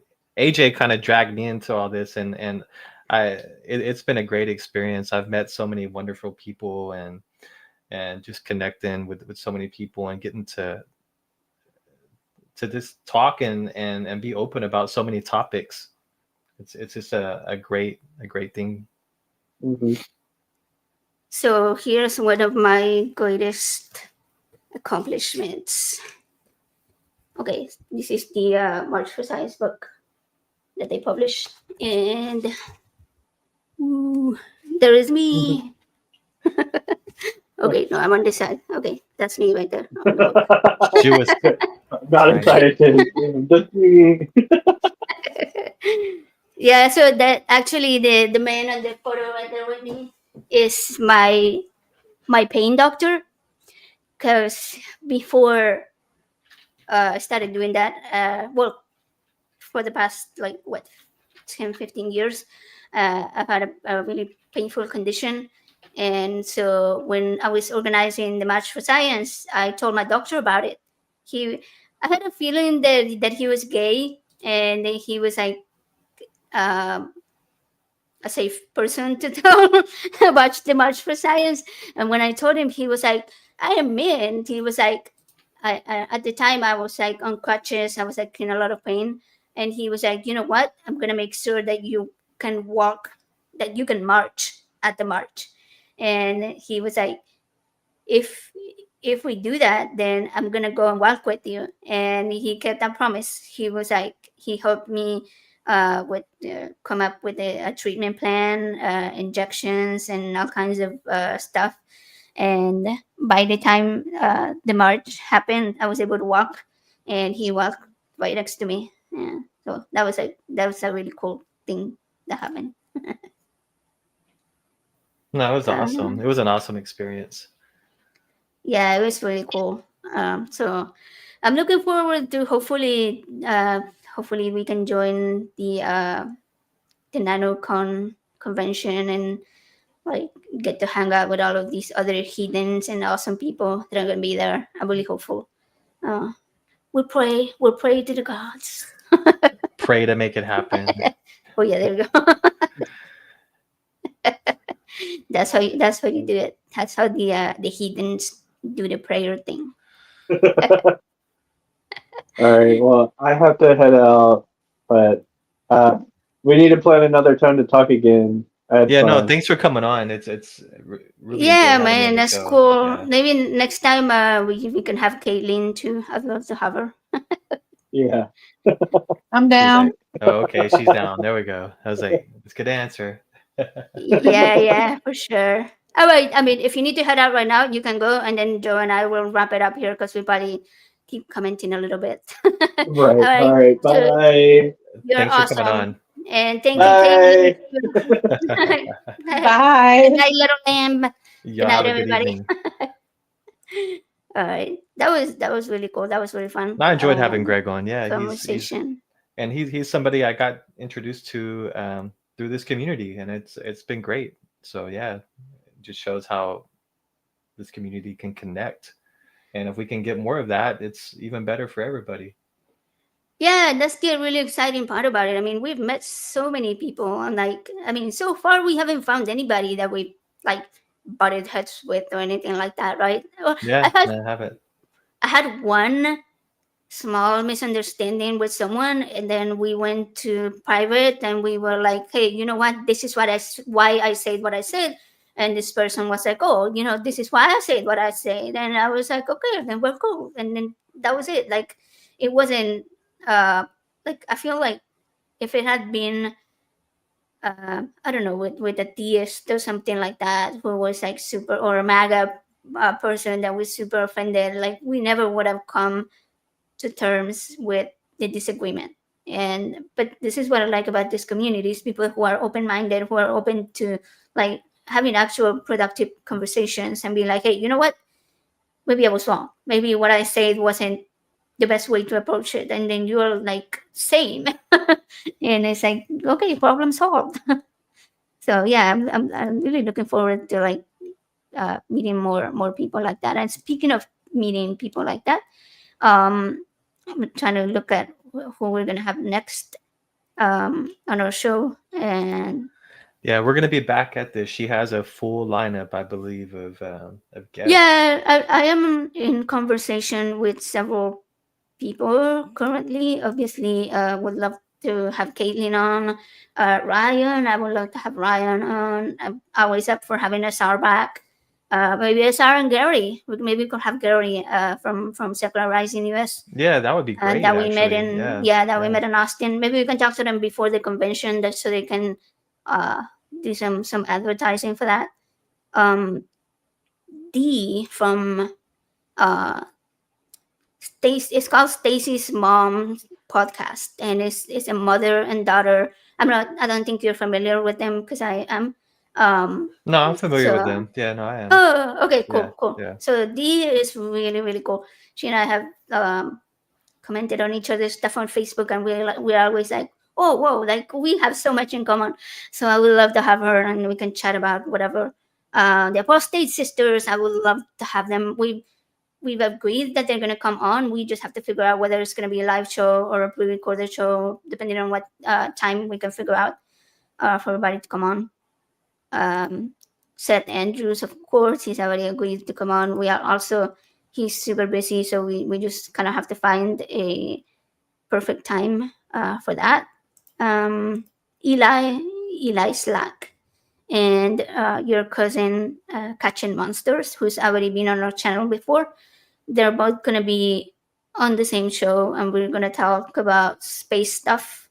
Like the That's gonna be fun. creation of the I love universe. Yeah, I'm talking about excited for that. that. Yeah, yeah, for Physics. sure. Yeah, as I say, that we do have some insanely cool people in our We community, and do. I completely agree, man. I'm like I have a full list of. Not kidding. Let me see. Uh, okay, I'm looking at it. It's 35 people. Okay, it's only 35 people who I am trying. Some of them I've already reached out to. Some of them I'm kind of like coming up with topics before I reach out to them. So yeah, we're gonna have plenty of shows coming up. But yeah, the next one that we're gonna have is Chase Avior. I'm not Okay, exactly sure if I'm. yeah, yeah, Chase. But Chase is a vegan activist, and we had Objectively Dan talking about veganism on our show uh, like 2 months ago. It was like right before his wedding. And Dan is more of a peaceful activist. Like he will talk to you about veganism all day long, and I love it because the way he approaches it with such kindness and trying to make sure not to scare people away. Uh, but Chase has a little bit of a different approach. Okay, like he uses different approaches, and that's what we're going to talk about. But one of his main things is to show people the real harms that are being done to animals, and to show them videos, and to show them photos, and to describe in detail the suffering that they're going through. And that works great for some people. Some people need to see that in order to be like, hey, that's terrible, and maybe I can make some changes. Maybe I'm not going to go completely vegan, but maybe I'm going to make some changes. And that's great. So we're going to kind of talk about the different ways that we can approach it, the ways that we can help people not see vegans as holier than thou, or like, the, kind of like mean. So yeah. Or Pragmatic Crystal put the episode with Dan Yeah, in the objectively Dan. comments. Perfect. Yeah, that was a great one. I would love to have Dan back. I mean, pretty much everybody that we've had, I would Everybody's love been to have them awesome on back. this show. Yeah, Quiet, everybody's welcome to come yeah, back. for real. I really Yeah, enjoyed when we had our like Canadian each friends. person has their own topic, discussion, and it's just great to be able to have such a wide variety of people to choose from, with such a wide variety of like topics and perspectives to discuss. So it's always fun. Yeah, and I mean, like so far we've had so many different people, and like I feel like we never covered the same topic with either of them. Like Even we if had, we maybe we have went over the same topic sometimes, but it's always a different perspective or a different view yeah, of yeah, that topic. Yeah, yeah. So it's really because we cool. were hung up on Christian nationalism and Oh yeah, that's true. That's and true. that Yeah. orange guy for a while, which needed to be discussed, because I mean it was. I mean, it still needs to be discussed, but it was some trying times during some of those episodes. Yeah, I feel like every time that we discuss it, it's a different thing. But that seems to be the trend. Like every day is a new thing. Yeah, for sure. Yeah. And unfortunately, it's not a good thing. That's not a good thing to be happening. So, anyways, yeah, those are the shows that we have coming up. I still haven't put thumbnails for most of them. We're working on the dates and all of that. The only one that I have the date for is the one with Chase, which is going to be the 29th, which is, I'm going to look at my calendar. Okay, next Tuesday. Yeah, that's coming up. Tuesday at 8 p.m. Central. Yeah, that's going to be a great conversation. I look forward to it. Do you have any closing thoughts, advice, words of wisdom, anything? I don't think anybody wants words of wisdom from me, but I say just be nice and kind to each other. Look out for each other. Remember that everybody is fighting their own battles in their head. So try to help each other. Be there for each other. That's true. Danza. That's from Zodanza, but Yeah. minus Zod. Yeah, Zod would be Zod. a great guest. Maybe we can make that happen. Right? It would be cool to have him. Yeah, I'd love to have him on the show. Yeah. So, anyways, that don't forget to like, to subscribe, because this is it for today's episode. My words of wisdom, or whatever outro for this show, I don't know. I mean, we took a trip through like all these blood-stained rituals and unholy alliances. Talk about where religion meets politics, and I feel like we barely scratched the surface of these cults. But if Easter can teach us anything, is that myths can shape empires. They can, like the symbols that they use can be weaponized. But it also reminds us that nothing is sacred in the way of truth, justice, and human dignity. So hopefully we can help other people break these walls of indoctrination. And I hope that our guests today enjoyed our conversation as much as we did. And, we untangled like the holy smokes, literally. That's another weird cult. thingy, like the smoke. So thank you guys. Thank you everybody for hanging out with us, talking about this, for being bold enough to question what you told was untouchable and unquestionable, and you were told, hey, don't do that, but you did it anyways. So keep doing Question that. everything. Exactly. Don't lead your life with blind faith. Okay, I know that some people hate when I call it blind faith, but it often is blind faith.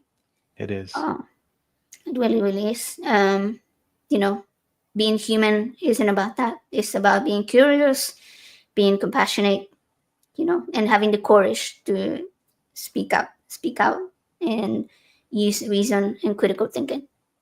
And yeah, until next time, keep thinking and keep questioning. And we'll see you guys on the next one. And thank you so much for hanging out in the chat with us. We love you all. Have a good evening.